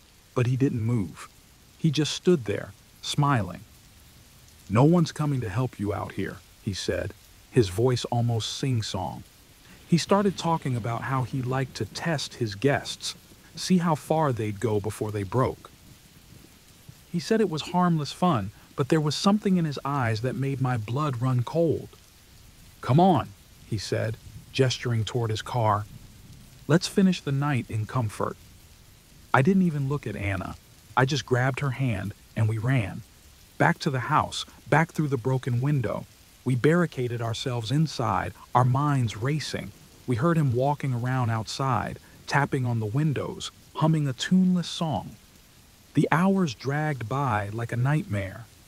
When dawn finally came, we cautiously stepped outside. He was gone. We sprinted to the road, flagged down a passing car, and got to the nearest town. We went straight to the police, but when we described the place, they said no property like that existed. No Airbnb listing matched what we'd described. It was like it had vanished. We were shaken, but relieved to be away. A week later, I got an email from Airbnb. "We hope you enjoyed your stay. Please leave a review for your host, David." I checked the site, but the listing was gone. No trace of it. I tried to trace the email, but it led nowhere. A chill ran down my spine as I remembered his words. "No one's coming to help you out here." We moved to a new place and installed security cameras, but I still can't shake the feeling he's watching us, waiting for the next game. I just hope we never have to play it again.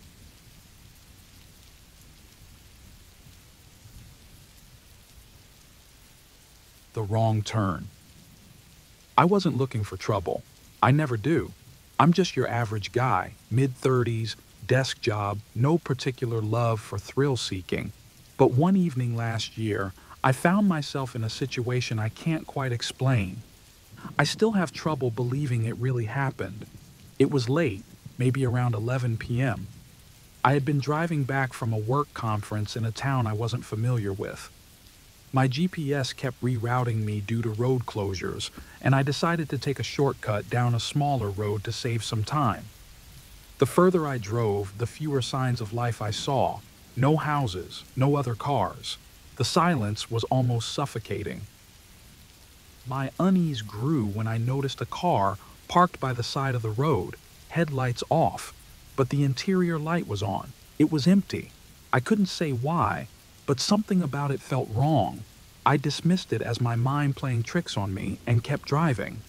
That's when my GPS lost signal entirely, and I realized I was completely lost. After a few miles of nothing but empty road, I saw a faint porch light flickering in the distance. It was the first sign of civilization I'd seen in a while. As I got closer, I noticed a small house, almost hidden behind overgrown bushes and trees. I hesitated, but eventually decided to pull in. I figured it was better to ask for directions than to drive around aimlessly. I pulled into the gravel driveway, noticing that the house looked neglected. The windows were dark, the mailbox was rusted, and the grass was overgrown. But the porch light was on, so I assumed someone must be inside. I got out of my car and walked up to the front door, feeling a strange pressure in my chest. I couldn't shake the feeling that I shouldn't be there. I knocked lightly.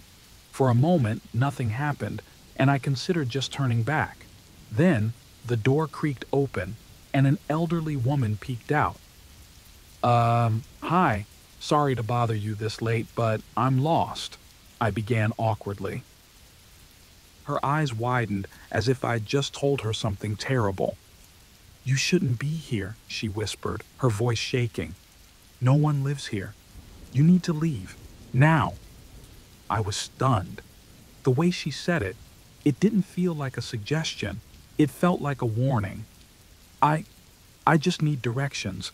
My GPS isn't working, and Leave," she almost shouted, glancing nervously over my shoulder. Her hands were trembling as she gripped the doorframe. I took a step back, heart pounding. Something in her eyes told me she wasn't just some confused old lady. She was scared. And if she was scared, what did that mean for me? I was about to apologize and leave when I noticed a shadow move inside the house just behind her. It was quick, barely noticeable, but I saw it. She noticed it too and immediately stepped out, shutting the door behind her. "There's no one in there," she said, though her eyes darted back to the door. "You need to go. Now." Every instinct in me screamed to listen, so I backed away slowly, nodding. I turned and hurried back to my car, but something made me look back one last time. As I did, my blood ran cold. Several people stood on the porch behind the woman, just barely illuminated by the dim light. They hadn't been there before. They were all staring at me, not moving, just staring. Panic surged through me. I fumbled with my keys, almost dropping them in my rush to unlock the car door. I finally got in and sped off, gravel kicking up behind me. My heart was racing, and my hands trembled on the steering wheel. I glanced in my rearview mirror as I drove away. The group on the porch was still watching me, and a few of them had started to move down the driveway as if to follow. A couple of them even began running, though they quickly disappeared into the darkness as I accelerated.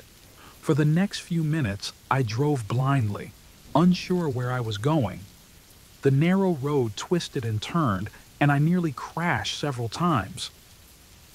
I considered stopping to catch my breath, but every fiber of my being screamed that stopping wasn't an option. Suddenly, I saw headlights behind me. Relief was short-lived when I realized they were getting closer. Too close. I pushed down on the gas, but the headlights stayed right on my tail, practically blinding me through the mirror. They were following me. Fear turned to desperation. I sped up, barely keeping control as the car skidded on the loose gravel. After what felt like an eternity, I saw a larger road up ahead. I turned sharply onto it, almost losing control. I glanced back. The headlights had vanished. Breathing heavily, I kept driving until I finally saw signs of a town. I pulled over on the first well-lit street I found and sat there, shaking. I didn't know what had happened back there, but I wasn't about to stick around to find out.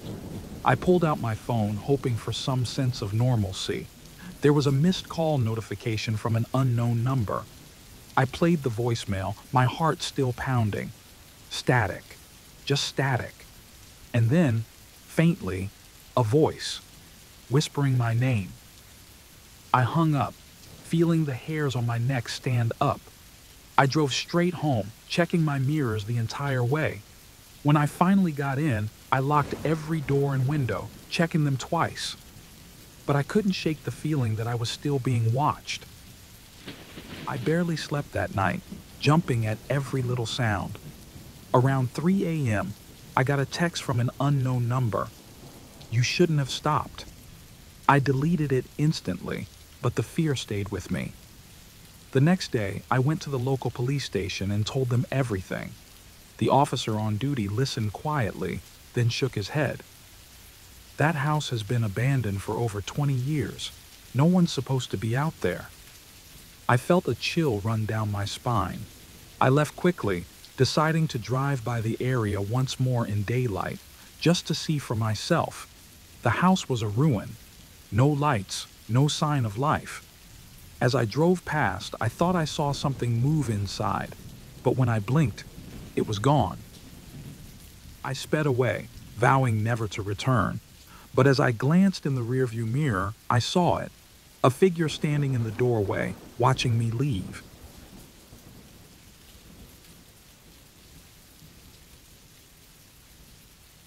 The suspicious Airbnb. I don't usually post on Reddit, but I needed to share this. What happened to me and my girlfriend Anna feels like a nightmare I can't wake up from. I still can't explain it, and I can't stop thinking about what could have happened if things had gone differently. A few months ago, Anna and I decided we needed a break from everything. Our jobs were draining us, and we felt disconnected from each other. So, we booked a weekend at a secluded Airbnb we found online.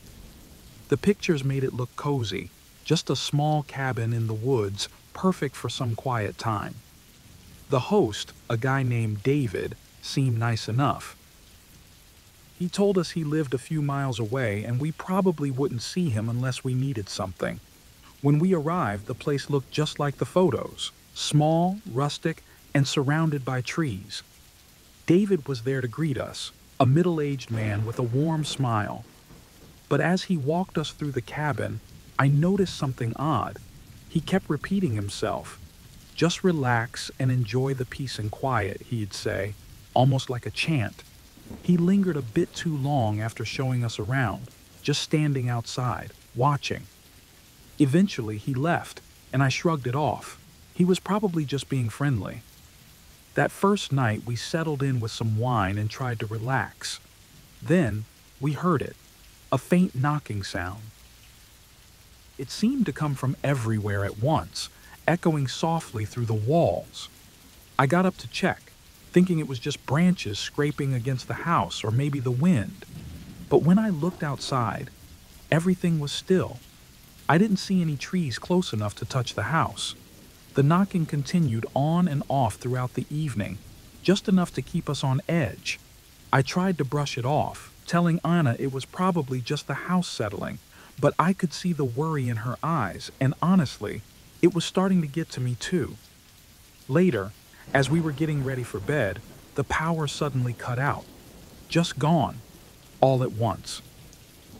I grabbed a flashlight from the kitchen drawer and headed outside to check the fuse box. That's when I saw it. David's car.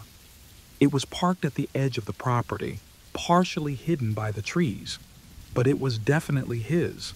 The same beat-up sedan he'd pulled up in earlier. My heart was racing as I stood there, staring at the empty car. Why was he still here? He'd said he lived miles away. I hurried back inside, trying not to panic. I told Anna about the car, and she immediately wanted to leave. We packed our bags in record time, and I went to open the front door, only to find it locked from the outside. "What the hell?" I muttered, twisting the knob desperately. We tried every door and window, but they were either stuck or blocked. My hands were shaking as I turned to Anna, who was on the verge of tears. "We're trapped," she whispered. I tried to calm her down, saying maybe it was just a mistake or some weird glitch with the locks. But then we heard it again. Footsteps.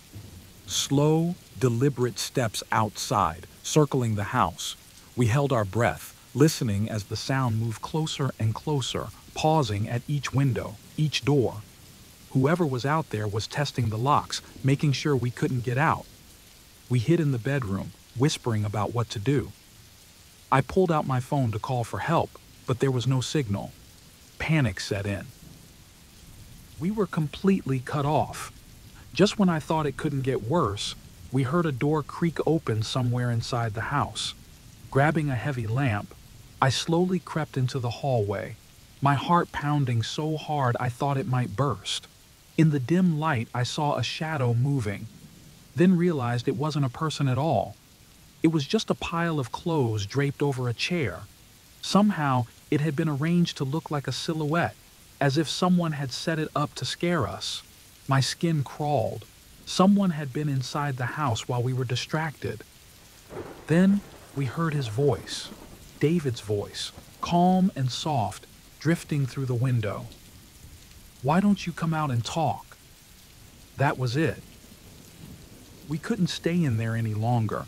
I smashed a window with the chair, cutting my hand, and we climbed out. We ran toward the woods, desperate to get away. But just as we were about to reach the tree line, a flashlight beam caught us. David stood there, smiling like this was all some big joke.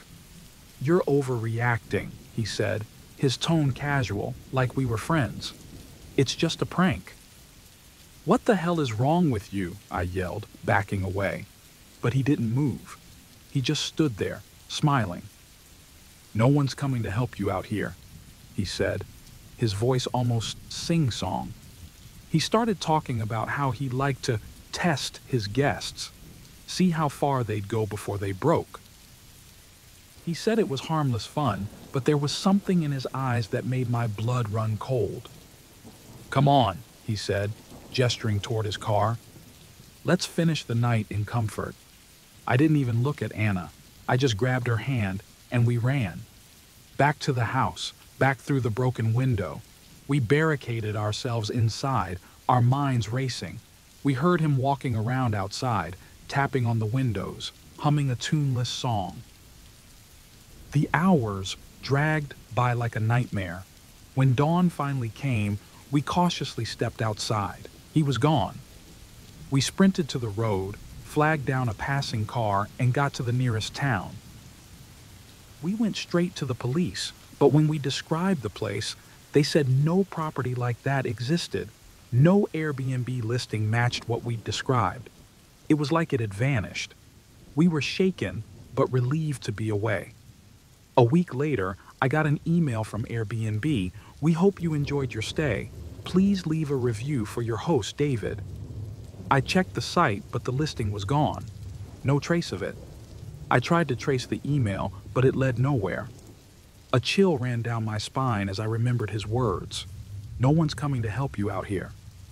We moved to a new place and installed security cameras, but I still can't shake the feeling he's watching us, waiting for the next game. I just hope we never have to play it again.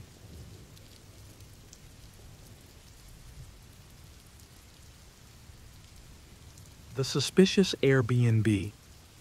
I don't usually post on Reddit, but I needed to share this. What happened to me and my girlfriend Anna feels like a nightmare I can't wake up from. I still can't explain it, and I can't stop thinking about what could have happened if things had gone differently. A few months ago, Anna and I decided we needed a break from everything. Our jobs were draining us and we felt disconnected from each other.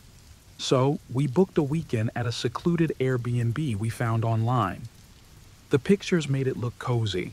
Just a small cabin in the woods, perfect for some quiet time. The host, a guy named David, seemed nice enough.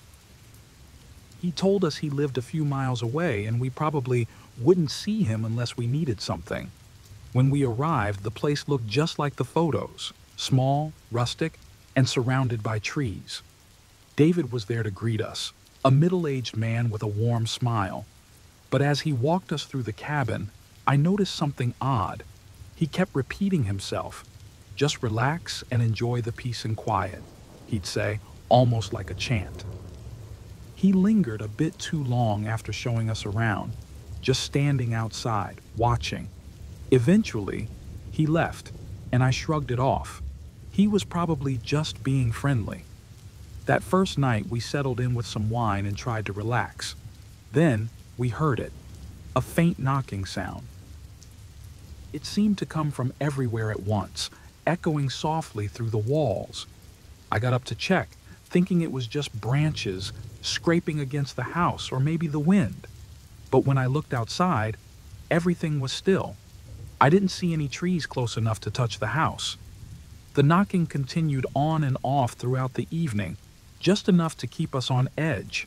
I tried to brush it off, telling Anna it was probably just the house settling, but I could see the worry in her eyes, and honestly, it was starting to get to me too.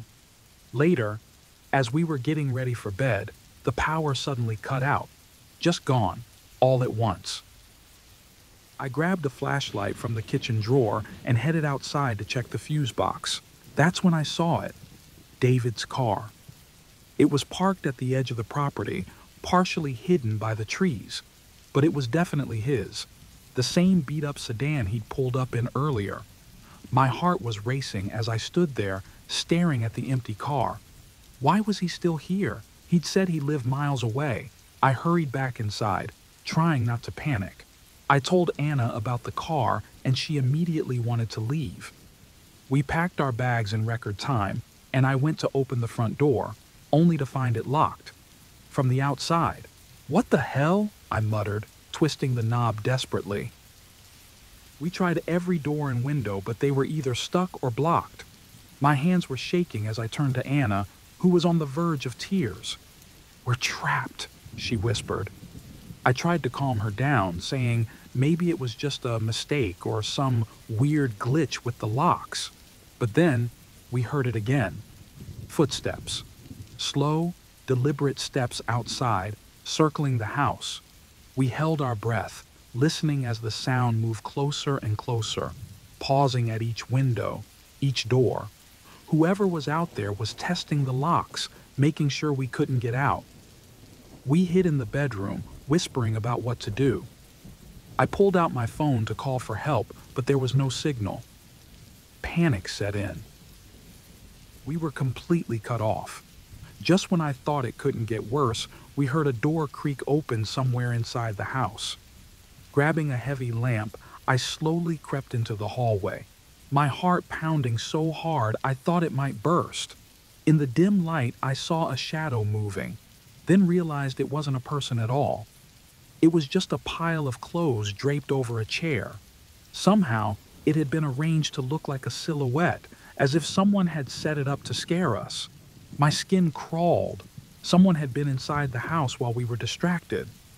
Then, we heard his voice, David's voice, calm and soft, drifting through the window. "Why don't you come out and talk?" That was it. We couldn't stay in there any longer. I smashed a window with the chair, cutting my hand, and we climbed out. We ran toward the woods, desperate to get away. But just as we were about to reach the tree line, a flashlight beam caught us. David stood there, smiling like this was all some big joke. "You're overreacting," he said, his tone casual, like we were friends. "It's just a prank." "What the hell is wrong with you?" I yelled, backing away. But he didn't move. He just stood there smiling. "No one's coming to help you out here," he said, his voice almost sing-song. He started talking about how he liked to test his guests, see how far they'd go before they broke. He said it was harmless fun, but there was something in his eyes that made my blood run cold. "Come on," he said, gesturing toward his car. "Let's finish the night in comfort." I didn't even look at Anna. I just grabbed her hand and we ran. Back to the house, back through the broken window. We barricaded ourselves inside, our minds racing. We heard him walking around outside, tapping on the windows, humming a tuneless song. The hours dragged by like a nightmare. When dawn finally came, we cautiously stepped outside. He was gone. We sprinted to the road, flagged down a passing car, and got to the nearest town.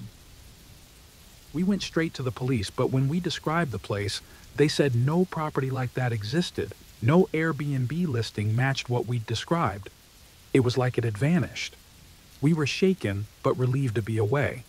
A week later, I got an email from Airbnb. We hope you enjoyed your stay. Please leave a review for your host, David. I checked the site, but the listing was gone. No trace of it. I tried to trace the email, but it led nowhere. A chill ran down my spine as I remembered his words. No one's coming to help you out here. We moved to a new place and installed security cameras, but I still can't shake the feeling he's watching us, waiting for the next game. I just hope we never have to play it again.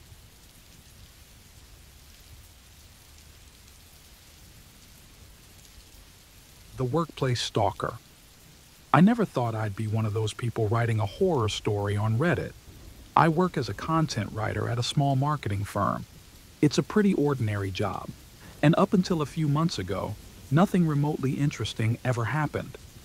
I've got my own office, a glass-walled corner room, which I usually stay in late, long after most people have left. I guess I've always been a bit of a workaholic. A few months ago, our company hired a new guy, Tom. At first, Tom seemed like a typical new hire, overly eager to impress, always trying to help out in small ways.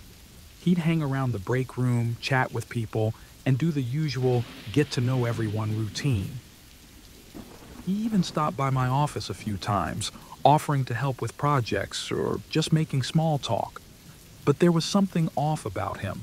I couldn't quite place it, but I noticed the way he looked at me, a bit too long, a bit too often. I brushed it off, thinking maybe he was just socially awkward. Everyone has their quirks, right? But then I started seeing him more frequently, not just in the office. One night, I was working late again, and as I left the building, I noticed Tom sitting in his car. It was parked in the corner of the empty lot, his silhouette illuminated by the dim glow of his phone screen. He didn't move when I stepped outside, and it wasn't until I started walking towards my car that he suddenly pulled out and drove away. I told myself it was just a coincidence. Maybe he was waiting for a friend or making a call. But then I started running into him outside of work too. At first it was small things. Seeing him at the grocery store I always go to, noticing him at the same gym I'd been a member of for years. Each time he'd smile and say something like, "I didn't know you came here too," or "I just moved to this area." But the chances of these meetings happening over and over again felt too slim to ignore. Then, a couple of weeks ago, I arrived at my office one morning to find a USB drive on my desk. It was labeled "For You" in small, neat handwriting. I thought maybe it was a file from a client or something work-related, so I plugged it into my computer. What I saw nearly made my heart stop. The drive was filled with hundreds of photos of me. Some were from inside the office, taken through the glass walls of my office when I wasn't looking. Others were from outside of work, shots of me walking to my car, shopping, sitting in a cafe. And some were of me sleeping, taken through my apartment window. I was shaking, barely able to breathe as I flipped through the images. These weren't taken over days or weeks. This had been going on for months. I couldn't understand it. How could I have missed this? I went straight to HR, my hands trembling as I showed them the drive. They promised to look into it, to take the appropriate steps, but Tom didn't show up to work that day, or the day after. HR told me they tried contacting him but couldn't reach him, and without concrete evidence, there wasn't much they could do. I started feeling paranoid. I changed my routines, taking different routes home and staying at a friend's place for a few nights. But it didn't help. That feeling of being watched wouldn't go away. One night, I was home alone when the power went out. I panicked, fumbling through the darkness for my phone. The maintenance guy showed up about half an hour later and said the fuse box had been tampered with. Someone had manually cut the power. The next morning, I found another USB drive slipped under my door. This time, it only had one file on it. A video of me from the previous night, shot from outside my living room window. It showed me stumbling around in the dark, clearly frightened, with the same text appearing at the end of the clip. I'm always watching. I went to the police, but without any physical evidence, they couldn't do much. They suggested I stay somewhere else for a while and keep my windows covered. When I got back to my apartment later, I plugged in the USB drive again, but it was completely blank. All the files had vanished, as if they were never there. People at work started looking at me differently. I could hear them whispering. Tom finally came back a week later, acting as if nothing had happened. When I confronted him, he turned it around on me, claiming I was harassing him. He went to HR, saying I'd been following him around. Without proof, HR took his side. I was asked to take a leave of absence for my own well-being. Leaving the office that day, I got a text. It was a photo of me standing in HR's office with the message, "I'm always one step ahead."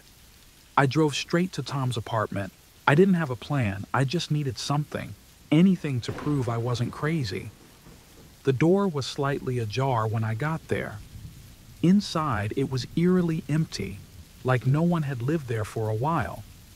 But in the center of the living room was a small stack of USB drives. I heard a noise behind me and turned, but it was too late. A shadowy figure lunged at me, and everything went black. When I woke up, I was back in my apartment. My head throbbed, and my limbs felt heavy. My phone dinged with a new message. "I know you went to my place. Bad idea. Don't make me hurt you." Terrified, I curled up on my couch, crying. I knew going to the police again wouldn't help. There was no proof.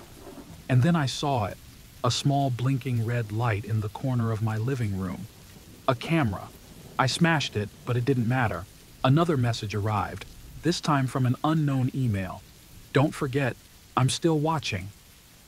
I've considered running away, changing my name, leaving everything behind. But I know it's pointless. He'll find me. No matter where I go, he'll always be one step ahead. And I'll always be looking over my shoulder, waiting for him to show up again.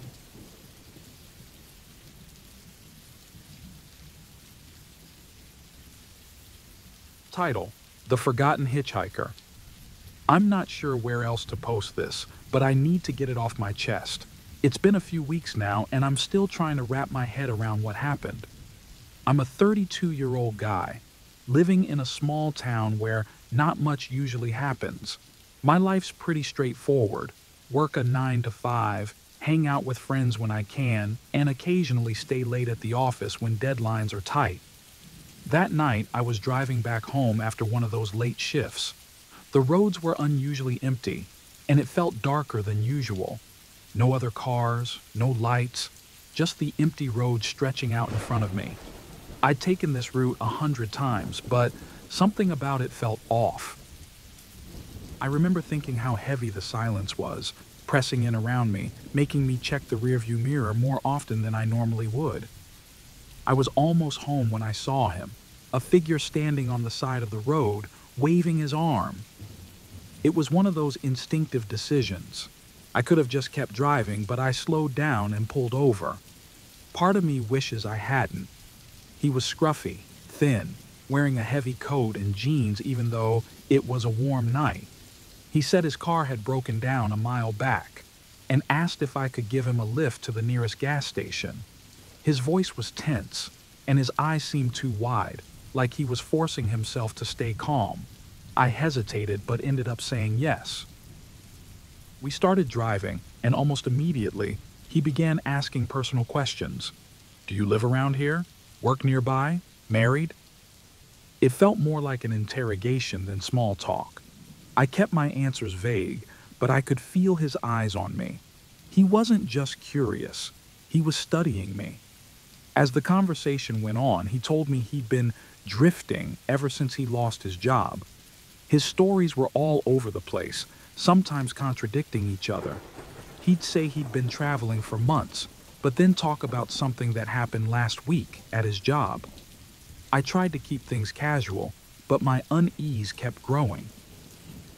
Just when I was about to suggest dropping him off at a diner instead of the gas station, he leaned forward, staring at the dashboard. "Isn't this road leading out of town?" he asked, voice low and almost accusing. My heart started racing as I realized I'd taken a wrong turn. We were heading deeper into the dark, empty countryside. I turned the car around with a forced laugh, apologizing for the mistake, but he didn't say anything, just kept staring at me in silence. Finally, we reached a gas station. I pulled in, relieved to see the bright lights and the lone attendant inside. I suggested we grab something to drink, hoping to get a few minutes away from him. He nodded slowly, and I got out, glancing back at him before heading into the store. I was gone for only a couple of minutes. When I came back out, he was gone. I stood there, staring at the empty car. My eyes drifted to the back seat, and that's when I saw it. A worn, old backpack. It hadn't been there before. I called out, looking around the gas station, but there was no sign of him. The cashier hadn't seen anyone, and when I checked the security footage, there was no trace of him at all. It was like he'd vanished into thin air. Confused and more than a little scared, I drove straight to the nearest police station. I explained everything, but the officer's reaction only made me feel worse.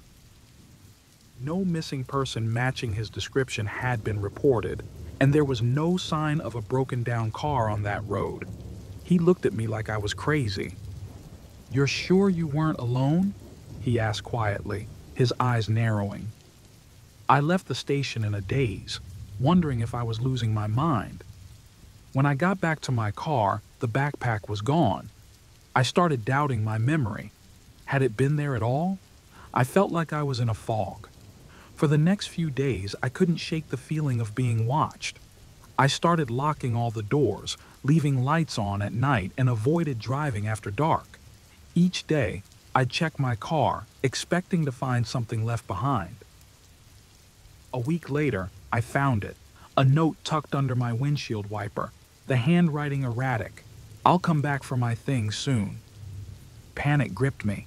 I called the police again, but they couldn't do anything. The note was the only proof I had that he existed, but it felt like it was mocking me.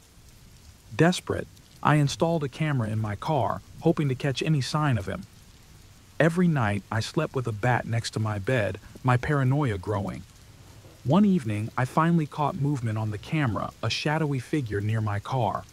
The image was too blurry to make out, but I rewound the footage, going through it frame by frame. That's when I saw it. The figure was sitting in the back seat, staring directly at the camera with a chilling smile. I took the footage to the police again, but they dismissed it as a prank or a camera glitch. No one believed me. Now I'm left here, doubting my own sanity. I'm terrified, isolated, and that note is still in my head, playing over and over. "I'll come back for my things soon." The car stays locked in my driveway, but every so often, I think I see movement inside when I look out the window at night. I'm losing track of my own thoughts. Last night, I found a crumpled receipt from that gas station on the back seat floor. I know I didn't put it there. I'm trying to keep it together, but things have started disappearing from my house. My keys, a pair of shoes, a jacket. I feel like I'm being hunted, and I don't know what to do. If he does come back for his things, I'm not sure I'll be the one leaving.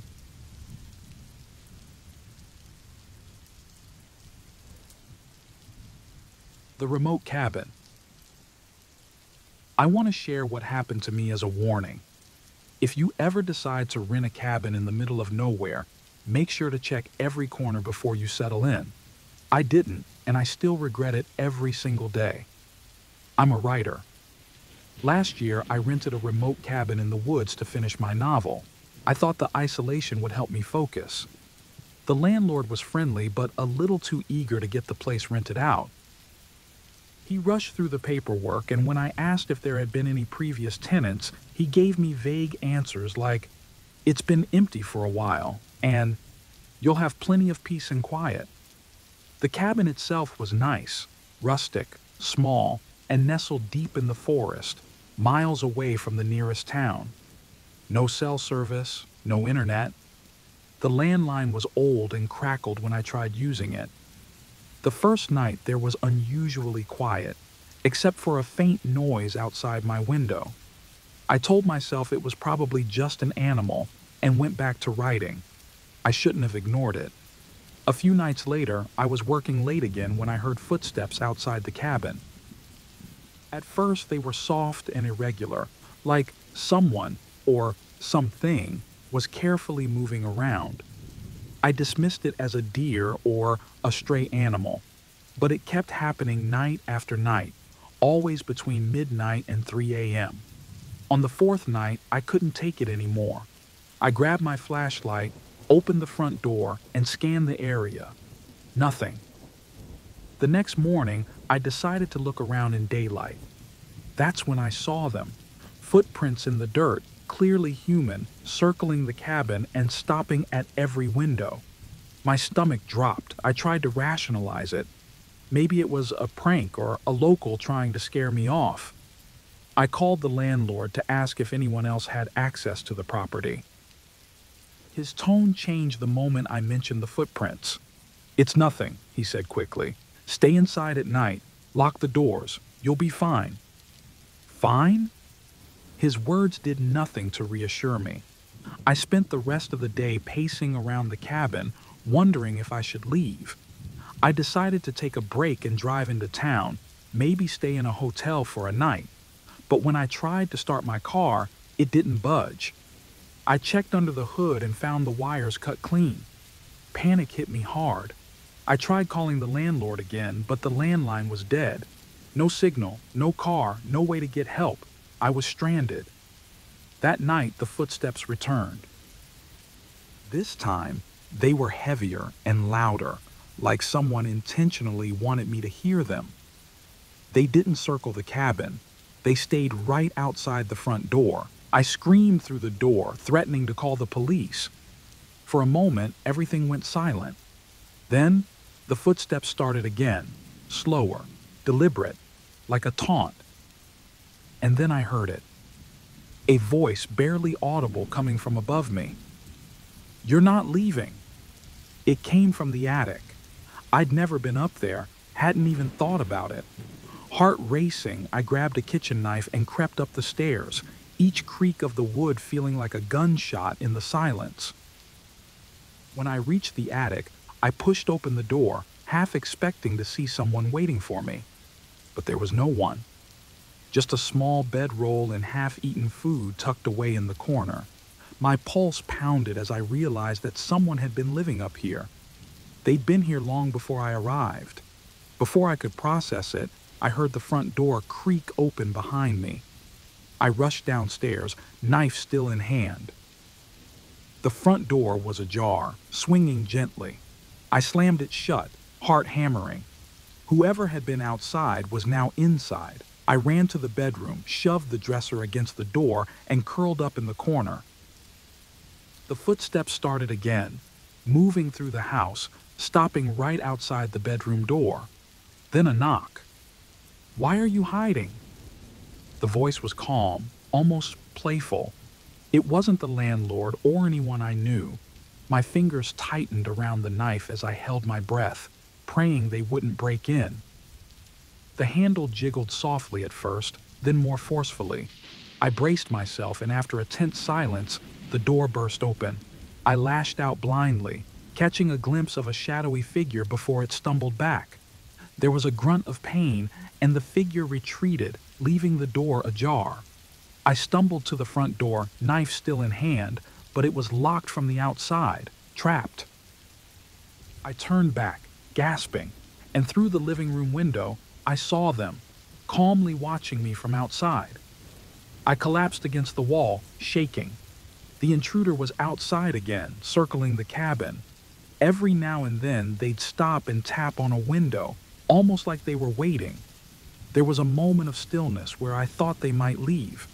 I tried to gather my thoughts, considering if I could make a run for it when the sun came up.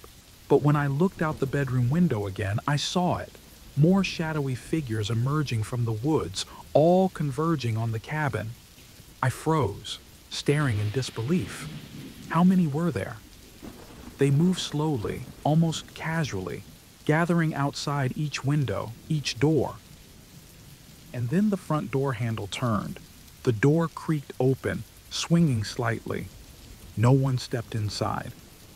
I retreated into the corner, knife trembling in my hand, bracing for them to rush in, but they didn't. They just stood there, watching, waiting. I realized then, it's not about getting in. It's about keeping me here. I haven't left this cabin in weeks, and I don't think I ever will.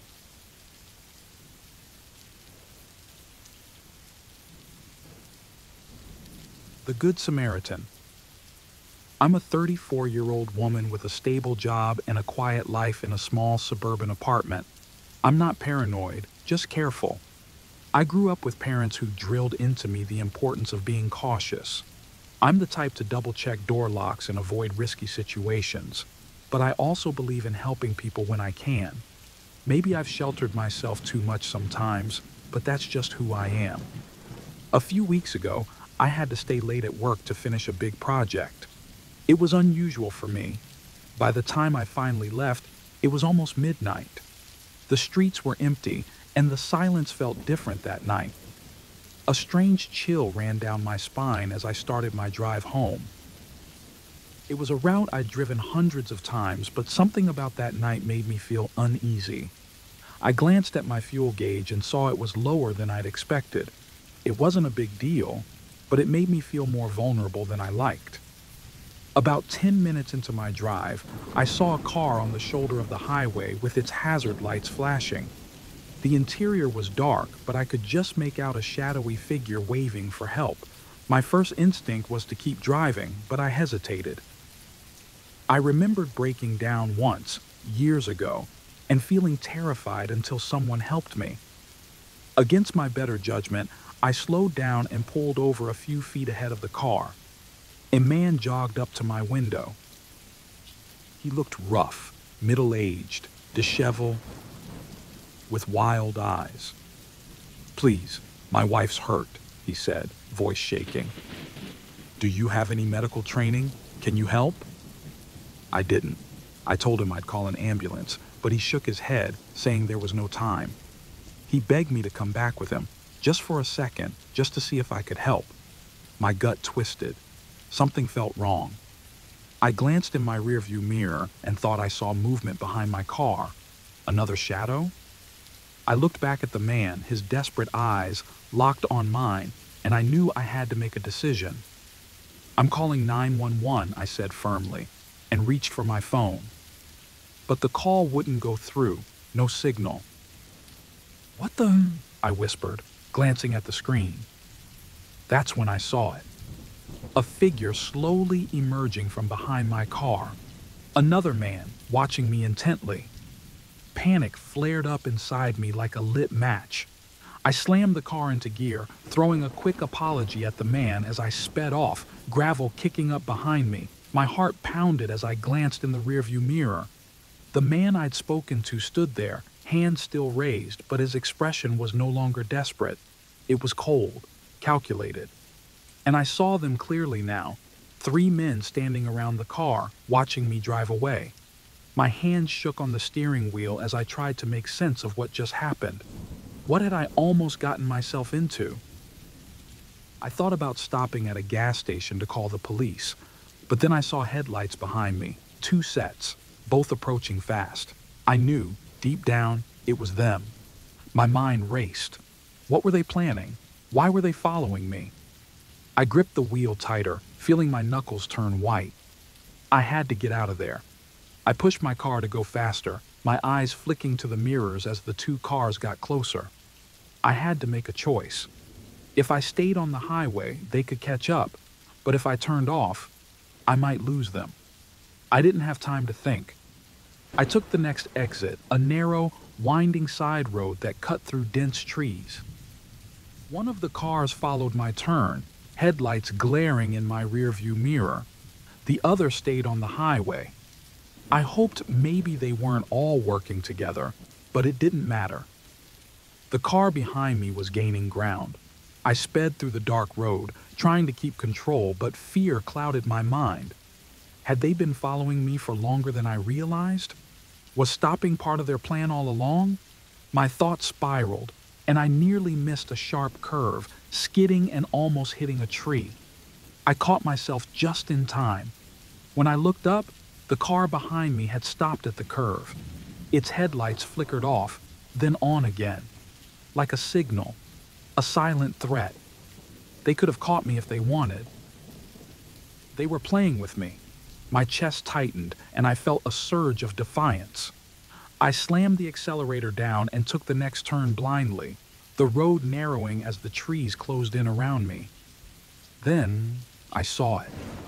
A cluster of lights in the distance. A farm or a roadside inn. My only chance. I sped toward it, my heart in my throat, praying they wouldn't catch me. I pulled into a dirt parking lot in front of a small inn. The car behind me stopped at the entrance, headlights still trained on me. I stared back, breathing hard, and then, slowly, they turned around and drove away. My body shook as I stumbled out of the car. I rushed inside, barely able to speak as I asked the elderly innkeeper to use the phone. He called the sheriff, and I waited, adrenaline wearing off and leaving me feeling empty and numb. The sheriff arrived, and I told him everything, but they found no trace of the car. He suggested it might have been local troublemakers, but I knew better. Those men weren't just looking for trouble. They were hunting. After the sheriff left, I sat alone in the small room the innkeeper offered me. My phone buzzed with a notification, an unknown number. My stomach dropped as I read the message. "You got away this time." I posted my story online, hoping to warn others. People shared their sympathy, their horror, and some even mentioned similar experiences. But then I saw one comment that made my blood run cold. "Nice story. See you around." I deleted the post immediately, heart pounding. Was it a sick joke? Or were they still watching? I don't drive at night anymore. I changed my routines, but I can't shake the paranoia. The fear that they'll try again, because I know they will. And next time, I might not be so lucky.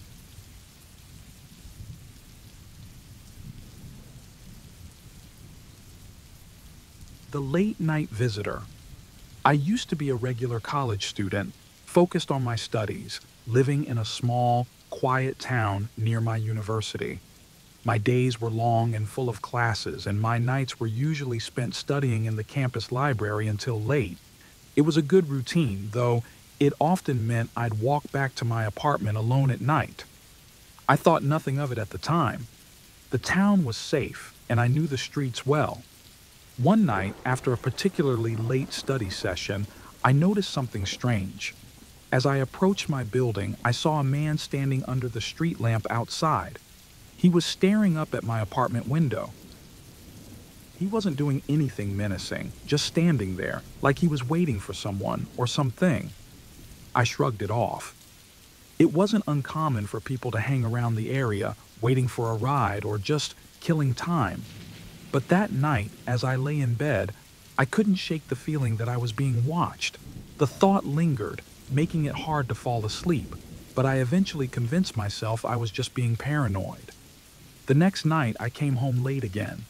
This time, the man was closer to the building, his face partially obscured by the shadows. But there was no mistaking it. He was looking directly at me. My heart pounded as I rushed into the building, not daring to look back. As soon as I got inside, I locked the door and pressed my back against it, trying to steady my breathing. I considered calling the police, but decided against it. What would I even say? "There's a guy outside, and I think he's staring at me?" It sounded ridiculous. I tried to go about my evening as normal, but I couldn't relax. Every time I passed a window, I half expected to see his face peering back at me.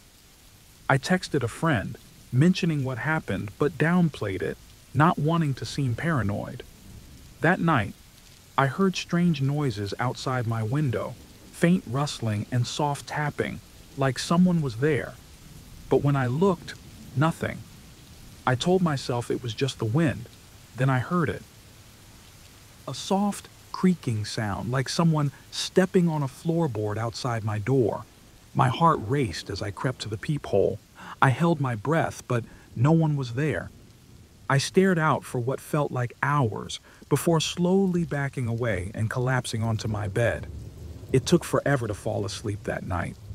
In the days that followed, I started seeing him more often. Almost every night he'd be there, always a little closer. I finally called the police. They took my statement, but didn't seem too concerned. By the time they arrived, he was gone. They suggested I talk to the building manager and maybe install some additional locks. When I mentioned it to the manager, he seemed surprised. He hadn't noticed anyone unusual and said he'd keep an eye out. It didn't make me feel any better. I bought a small security camera and set it up outside my door, hoping it would catch something if he came closer. One night, I heard footsteps in the hallway, heavier, slower than before. I held my breath, peeking through the peephole. Nothing. I checked the camera feed on my phone, but the screen was just black. Someone had covered the lens. I felt a surge of panic. The next morning, I found a note slipped under my door. "Why won't you let me in?" There was no signature, no name. The handwriting was neat, almost meticulous. My heart sank as I realized that this wasn't just some random guy standing outside. He was watching me. He wanted to get in. From that moment on, I was in a state of constant fear. I barely left my apartment at night, and I changed my routine to avoid any predictable patterns. But no matter what I did, I couldn't escape the dread. One evening, after coming home early, I heard it. The sound of someone fumbling with the lock on my front door. I froze. There was no mistaking it this time. Someone was trying to get in. I grabbed a kitchen knife and backed away from the door, my eyes fixed on the handle as it rattled violently. I called the police, whispering in a shaking voice. They said they were on their way, but they were several minutes out. I stood there, clutching the knife, staring at the door. The handle rattled again, then went still. Silence.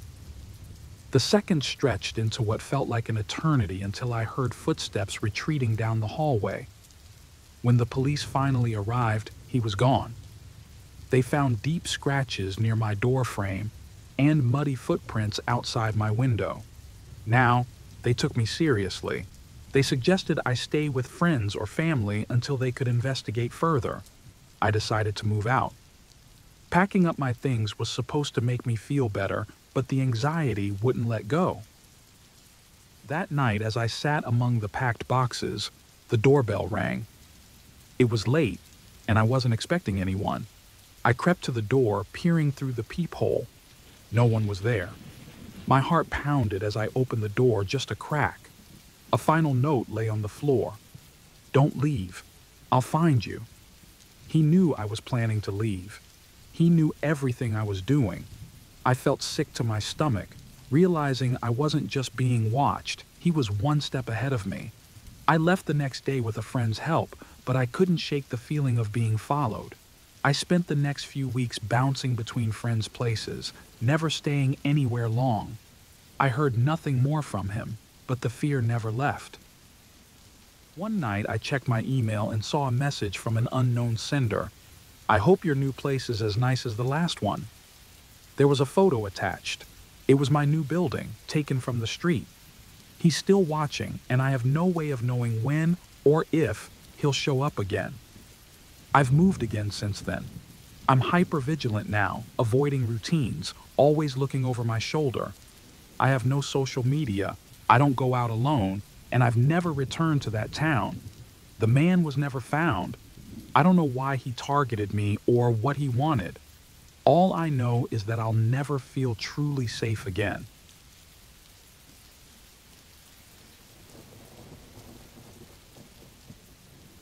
The online order. So this happened to me about a month ago. I've been debating whether or not to post it, but I need to get it off my chest. It's probably nothing, or maybe I'm just being paranoid, but I can't shake this feeling, and I need to know if anyone else has experienced something like this. I'm a guy in my early 30s, living alone in a small, quiet neighborhood. I moved here a few months back for work and haven't really made friends in the area yet. Most of my time is spent working from home or on late night projects.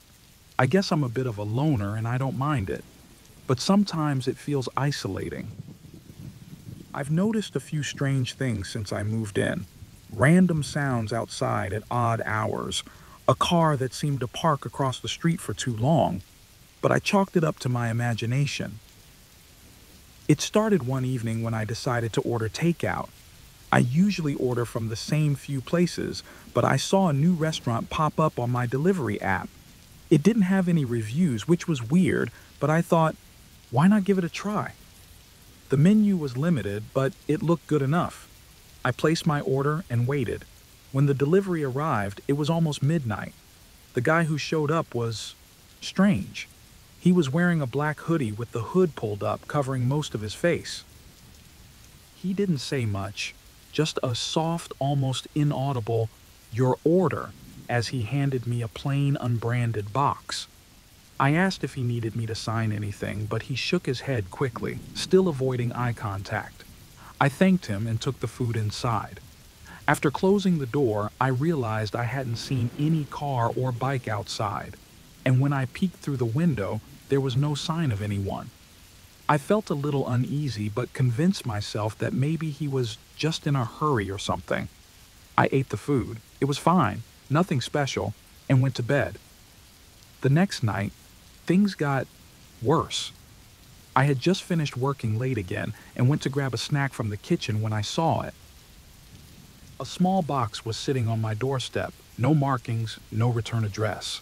At first, I thought it was a delivery for someone else, but it had my name on it scribbled in messy handwriting. I brought it inside, thinking maybe it was a late-night mistake or a prank. When I opened it, my blood ran cold. Inside were photos of me, sitting at my desk, eating dinner, watching TV, all taken through my window. They were recent, taken just the night before. My heart started racing as I looked at each photo, my hands trembling. There was a note tucked in between the pictures. It read, "Next time, I'll come inside." I nearly dropped the box.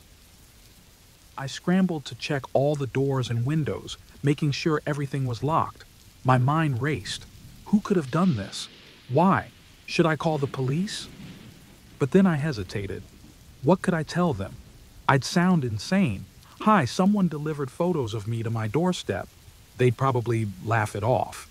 Instead, I called the restaurant to ask about the delivery driver. They had no record of my order. None. I insisted that I'd ordered food the previous night and spoke with someone, but they swore no delivery had been made to my address. My hands shook as I hung up, panic settling in. Who had come to my door last night? And how had they taken those photos without me noticing? I was starting to spiral when my phone rang. An unknown number. I answered it without thinking. At first there was silence. Then a whisper. A familiar, breathy whisper, just like the delivery driver's voice. "Did you like the photos?" they asked. I didn't sleep that night. I stayed up, jumping at every little sound, clutching a kitchen knife like it would help. The next day, I went out and bought a cheap security camera. I set it up outside, pointing directly at my front yard and driveway. I had to know who was doing this, to catch them in the act. That night, I stayed awake, staring at my monitor, watching the live feed from the camera. Every creak of the house, every gust of wind made me jump. Hours passed, and I started to feel foolish. Maybe it really was all in my head. I was about to turn off the monitor when I saw it, a figure slowly walking down my driveway. They wore the same hoodie as the delivery guy. Their face was hidden, but I knew it was them. My heart hammered as I watched them circle the house, slowly, methodically, testing each window, each door. At one point, they stopped right at the front door, staring directly at the camera. I could feel their eyes on me even through the screen. And then they did something that made my blood freeze. They pulled something out of their pocket, a set of keys. They jingled them slowly, holding them up to the camera before walking out of view. My spare keys. The ones I kept hidden outside, just in case. How did they know? I called the police immediately. They came, searched the area, and found nothing. No signs of forced entry, no one lurking around. They suggested I change my locks and keep my doors secured. One officer even hinted that maybe I'd imagined the whole thing. I changed the locks that night, installed more cameras, but it didn't help. Just as I was trying to settle down, my phone buzzed. A text from an unknown number. "Nice new locks. See you soon." I couldn't breathe. They'd been watching, even when I thought I was safe. I'm moving out as soon as possible. I can't live like this anymore, constantly on edge, wondering if they're outside watching me, or worse, if they're already inside. I'm sorry for the long post. I just needed to get this out there. Has anyone else in this area experienced something similar? I can't be the only one, right? If you ever get a late-night delivery from somewhere you don't recognize, be careful. You never know who might be knocking on your door.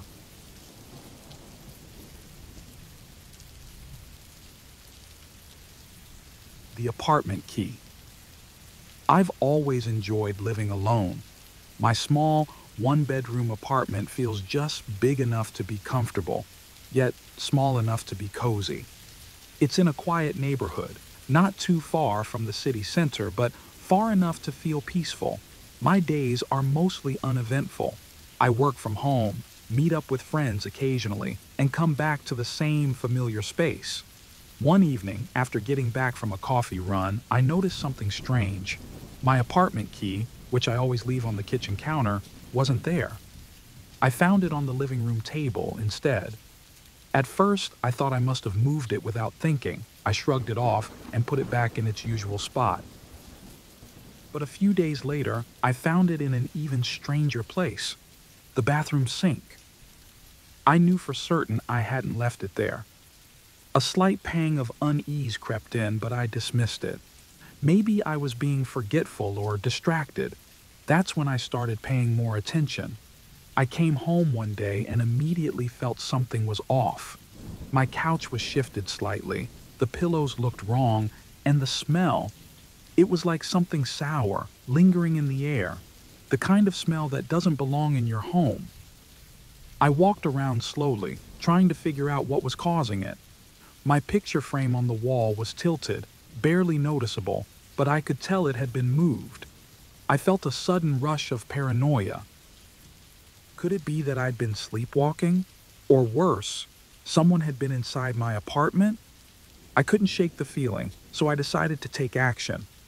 I installed a new deadbolt on my door. It made me feel a bit safer, but when I mentioned my concerns to my landlord, he just waved it off. "Nobody else has a key," he said dismissively. "Must be your imagination." That was the first time I felt truly alone in my fear. A couple of days later, I found something else. A used coffee cup was sitting on the kitchen counter. I don't drink coffee at home, only when I'm out. I stared at it, trying to convince myself that I somehow brought it home without realizing it. But deep down, I knew that wasn't possible. The chilling realization hit me. Someone had been in my apartment, and not just once, multiple times. Someone who felt comfortable enough to have coffee in my kitchen. Terrified, I bought a set of small, hidden cameras and set them up around the apartment. I took the opportunity to leave for the weekend, wanting to make sure the place would be empty. When I got back, my heart pounded as I sat down to review the footage. What I saw made my skin crawl.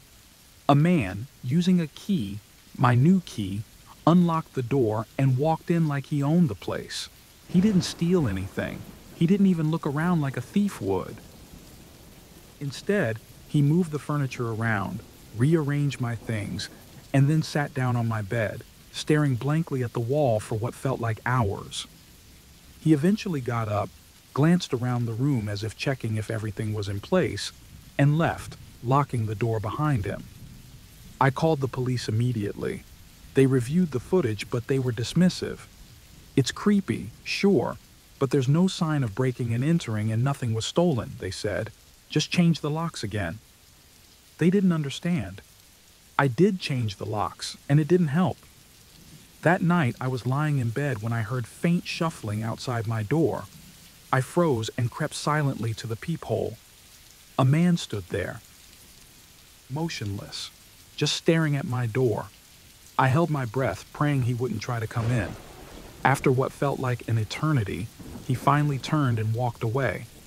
I knew then that he was aware I had seen him on the footage. He was letting me know that locks wouldn't stop him. Determined to find out more, I started researching. I learned that a man who used to live in my apartment had been evicted years ago. He had a history of breaking into homes and stalking the current tenants. Supposedly, he had moved out of state, but no one seemed to know where he went. My blood ran cold as I realized I might have been living with the same person, someone who still thought my apartment belonged to him.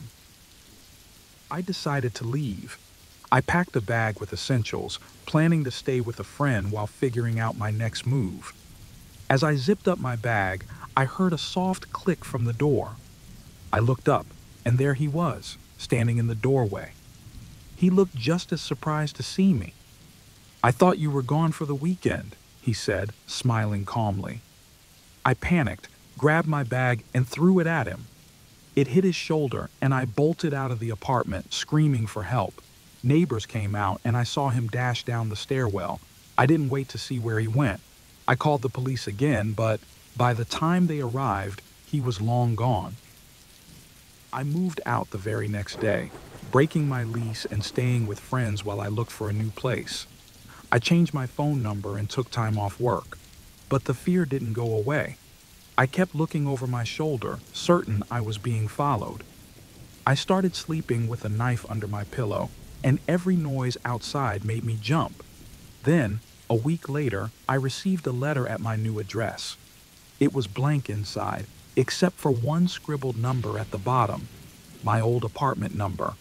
I don't know if I'll ever feel safe again. Maybe I should move out of the city, or even the state. But what if it doesn't help? What if he finds me no matter where I go? So please, if you're reading this, trust your instincts. If something feels off, take action immediately. I wish I had trusted mine sooner, because I think he's still watching.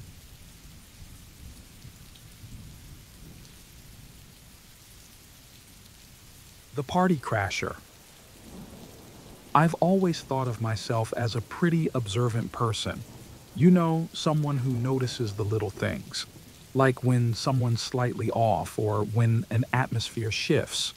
But that night, I didn't realize how dangerous those little things could be. It started as a casual, low-key house party at my friend Jake's place. There were only about 10 of us, friends from high school who hadn't seen each other in a while. Jake's house is tucked away in a quiet neighborhood, surrounded by large trees and a tall fence that separates his backyard from the street behind. The atmosphere was relaxed. Soft music played, people chatted and laughed, and the smell of barbecue lingered in the air. I had been standing near the back door, sipping a beer, when I noticed something odd. There was a figure standing just outside the fence, partially hidden by the shadows. At first, I thought it was one of the neighbors, but when I looked again, he was gone. I shook it off as my eyes playing tricks on me, but the image stuck with me. Later, I stepped outside for some air, and that's when I saw him again, standing by the fence, staring. He was too far to see clearly, but something about his posture sent a chill down my spine.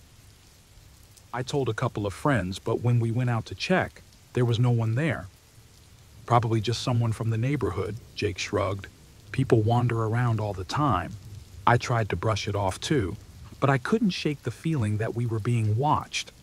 As the night progressed, I kept hearing faint rustling sounds coming from the backyard.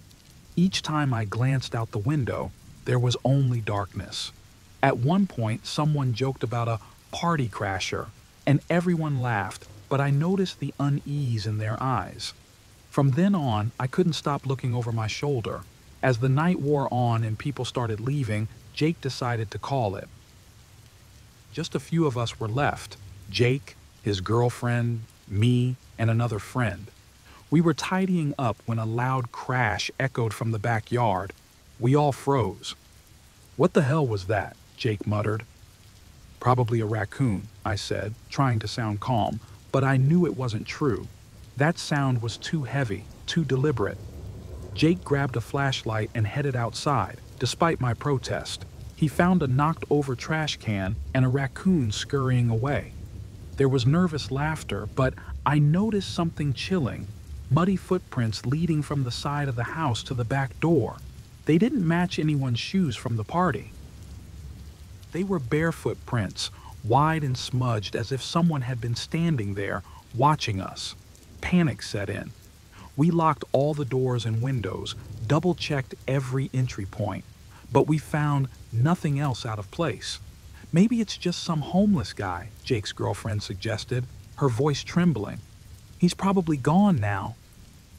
Somehow, I didn't believe it. Still, most of the others left, leaving just me and Jake. We stayed up talking, trying to convince ourselves there was nothing to worry about. I kept glancing at the side window, and that's when I saw it again. A shadow moving past, this time closer. "Jake," I whispered, "someone's still out there." He turned, fear flashing in his eyes. We grabbed kitchen knives and crept through the house. Every corner seemed to hold something waiting to jump out, but each room was empty. It was only when I got to one of the bedrooms that I noticed something was off. A window was slightly ajar. "I swear we closed this earlier," I muttered. Jake nodded, his face pale. I pushed it shut and caught a whiff of something earthy, like wet soil. A chill ran down my spine. Someone had been there, close enough to touch that window. We reconvened in the living room, debating whether to call the police. We didn't want to sound paranoid. Just as we were about to let it go, a floorboard creaked upstairs. Everyone fell silent. Jake motioned for us to follow him up the stairs. Every step creaked under our weight, the sound amplifying the silence. My heart pounded as we reached the final bedroom. We opened the door and found nothing, just empty silence. We were about to leave when I saw it. A single, muddy handprint on the back of the door. We hadn't checked behind it. My stomach dropped. "Jake, look," I whispered. We stared at it, a stark reminder that someone had been inside, hiding just inches away from us. The fear was suffocating. We left the house that night, deciding it was safer to stay somewhere else. No one said it out loud, but we all knew it. Someone had been watching us, moving silently through the house. As we locked up and turned to leave, I glanced back one last time. In the shadows by the fence, I saw it. A slight movement, like someone stepping back into hiding. Then my phone buzzed. I pulled it out, hands shaking. There was a text from an unknown number. "Nice party." My blood ran cold. I didn't recognize the number. No one else at the party had seen me get that message, and I didn't want to scare them more than they already were. So I kept it to myself. The next day, Jake called the police, but there were no signs of forced entry. No clues as to who it could have been. Just muddy footprints inside the house leading up to the doors of each bedroom. The thought made me sick. I haven't been able to sleep properly since that night. I keep thinking, did he leave that night, or is he still out there, waiting for another chance to come back in? I'll never know, and that's the worst part.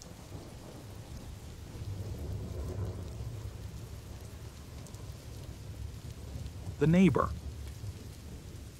I've lived in my apartment for just under a year now.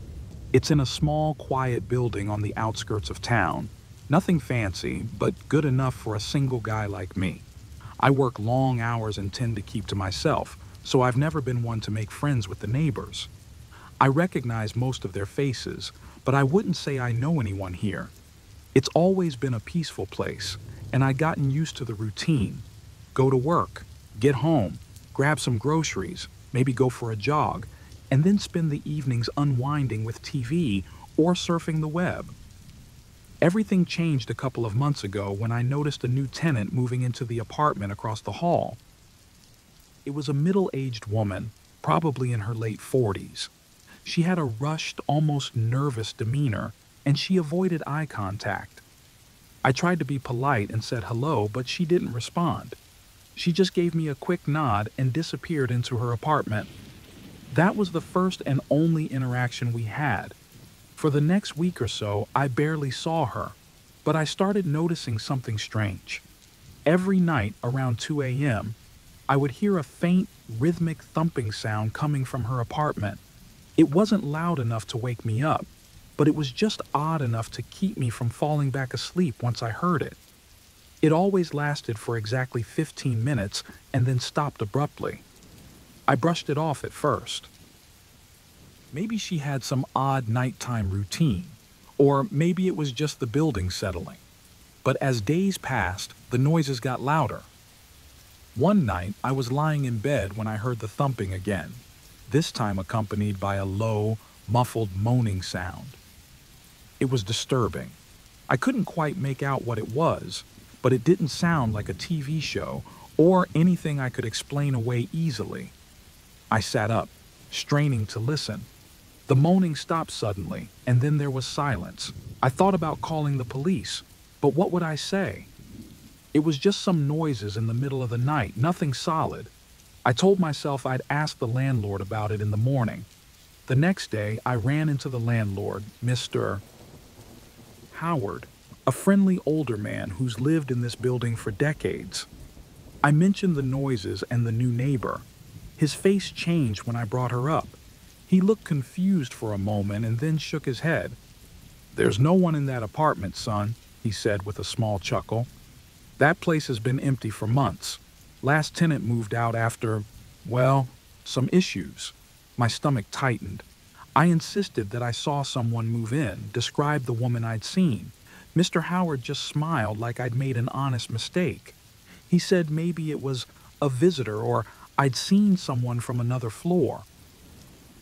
I left the conversation feeling rattled, but I tried to convince myself he was right. Maybe I did mix things up. That night, I found a note slipped under my door. "Keep your nose out of other people's business." The handwriting was shaky, almost like it was written in a hurry.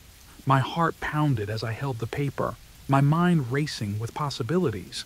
Was someone watching me? Was it a prank? I locked my door, double-checked the windows, and stayed up all night listening. The noises continued every night after that.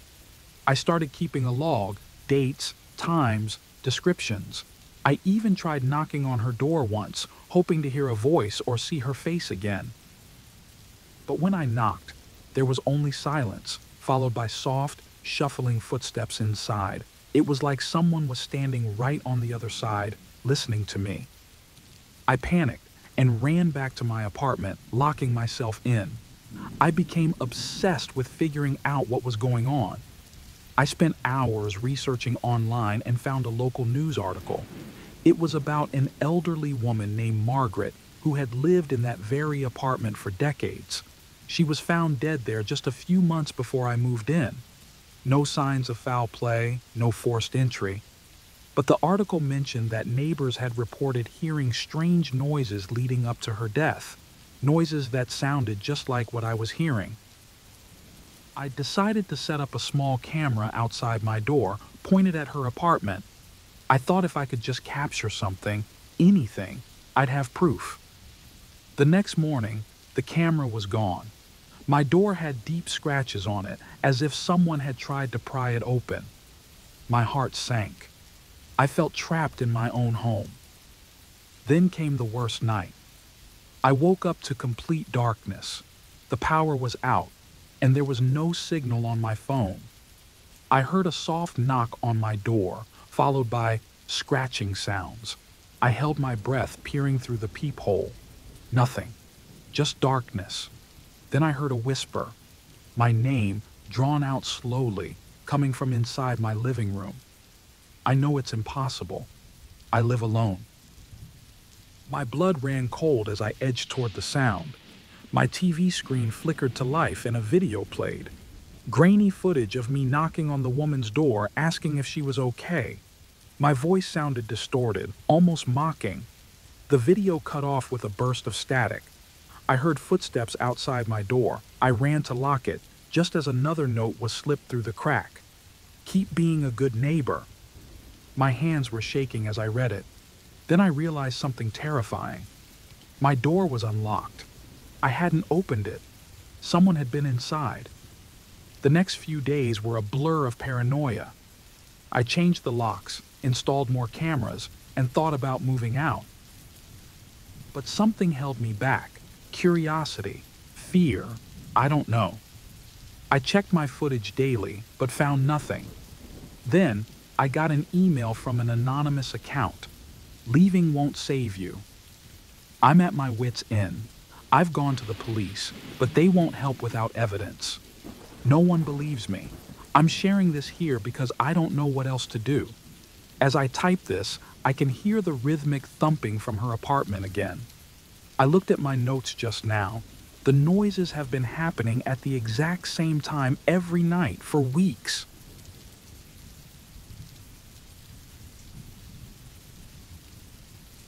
The basement rental.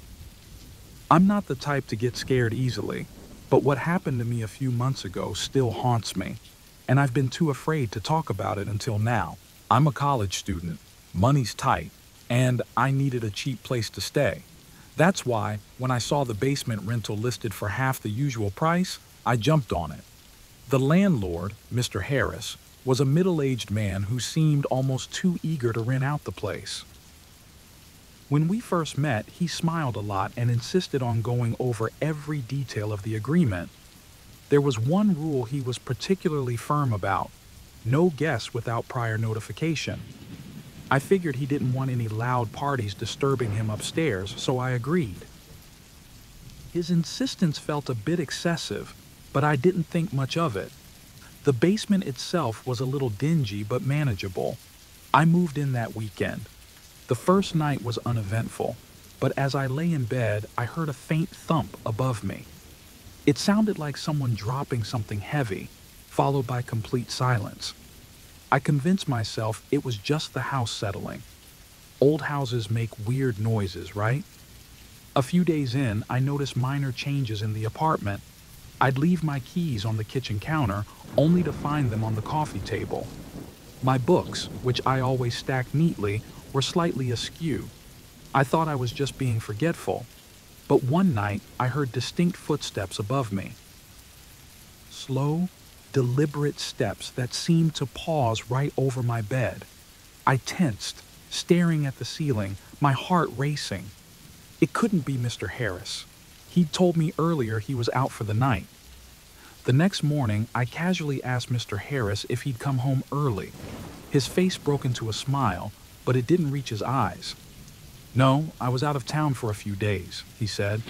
"You sure you heard something?" He laughed it off, but the way his eyes lingered on mine made my skin crawl. If he wasn't home, then who was walking around? I tried to brush it off as stress. Maybe I was just imagining things, but the unease only grew. My phone charger was unplugged one day. The fridge door left slightly open the next. These things were too frequent to be coincidences. I started double-checking every lock and window, but I never found any signs of forced entry.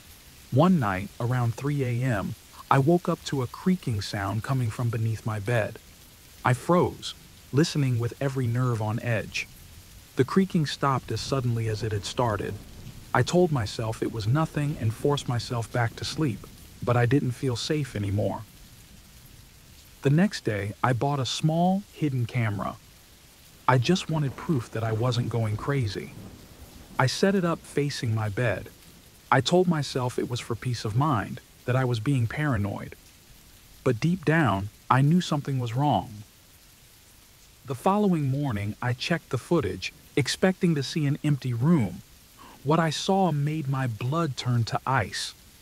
There, in the grainy footage, was Mr. Harris. He was crawling out of a hidden trapdoor beneath my bed. He stood up slowly, looking around the room. Then, he turned and stared directly at me, lying there, oblivious. He watched me for what felt like an eternity before silently retreating back under the bed. He never touched anything, never made a sound, just watched. I wanted to scream, confront him, call the police. But fear kept me pinned down. What would he do if he knew I'd seen him? Would the police even believe me? My mind spun with questions, each more terrifying than the last. I ended up doing nothing, trapped in a cycle of fear and uncertainty. I started sleeping with a knife under my pillow, but I couldn't rest. Every creak, every gust of wind outside made my heart race. I tried staying at friends' places, but I couldn't explain why I was too scared to go back home. The few times I did return, I felt his presence everywhere. I couldn't escape it. The last night I spent there, I decided to catch him in the act. I lay in bed, pretending to sleep, my breath shallow. Hours passed in silence. Then, I heard it, the faint shifting of the trap door. My heart hammered in my chest as soft footsteps approached my bed. I kept my eyes closed, trying to control my breathing. The footsteps stopped, and I felt his gaze on me. It was a suffocating, heavy feeling. Suddenly, I heard him whisper, "I know you're awake." My eyes shot open, but the room was empty. The trapdoor was closed. I stumbled out of bed, turning on every light. There was no one there, but the camera was gone. That was it. I couldn't stay another second. I packed my things in a frenzy, throwing clothes and books into a suitcase. As I zipped it up, I heard a creak from above. I stopped, breath hitching. Then the lights flickered, plunging me into darkness. I groped my way to the door, but it was locked from the outside. Panic set in. I turned back to the trap door under my bed, expecting it to open any second. I yelled, banging on the door. No response. I kicked and slammed until the door finally gave way, and I ran out, not stopping until I reached a gas station a few blocks away. I called the police. They found the trap door, but Mr. Harris was gone. The hidden room beneath my basement was filled with my belongings, small items he'd taken over the weeks. I never went back. I moved in with a friend, but I still have nightmares of being watched. The police never caught him. Sometimes, late at night, I think I hear that creaking sound again. Wherever I am, I can't help but wonder if he's still watching me.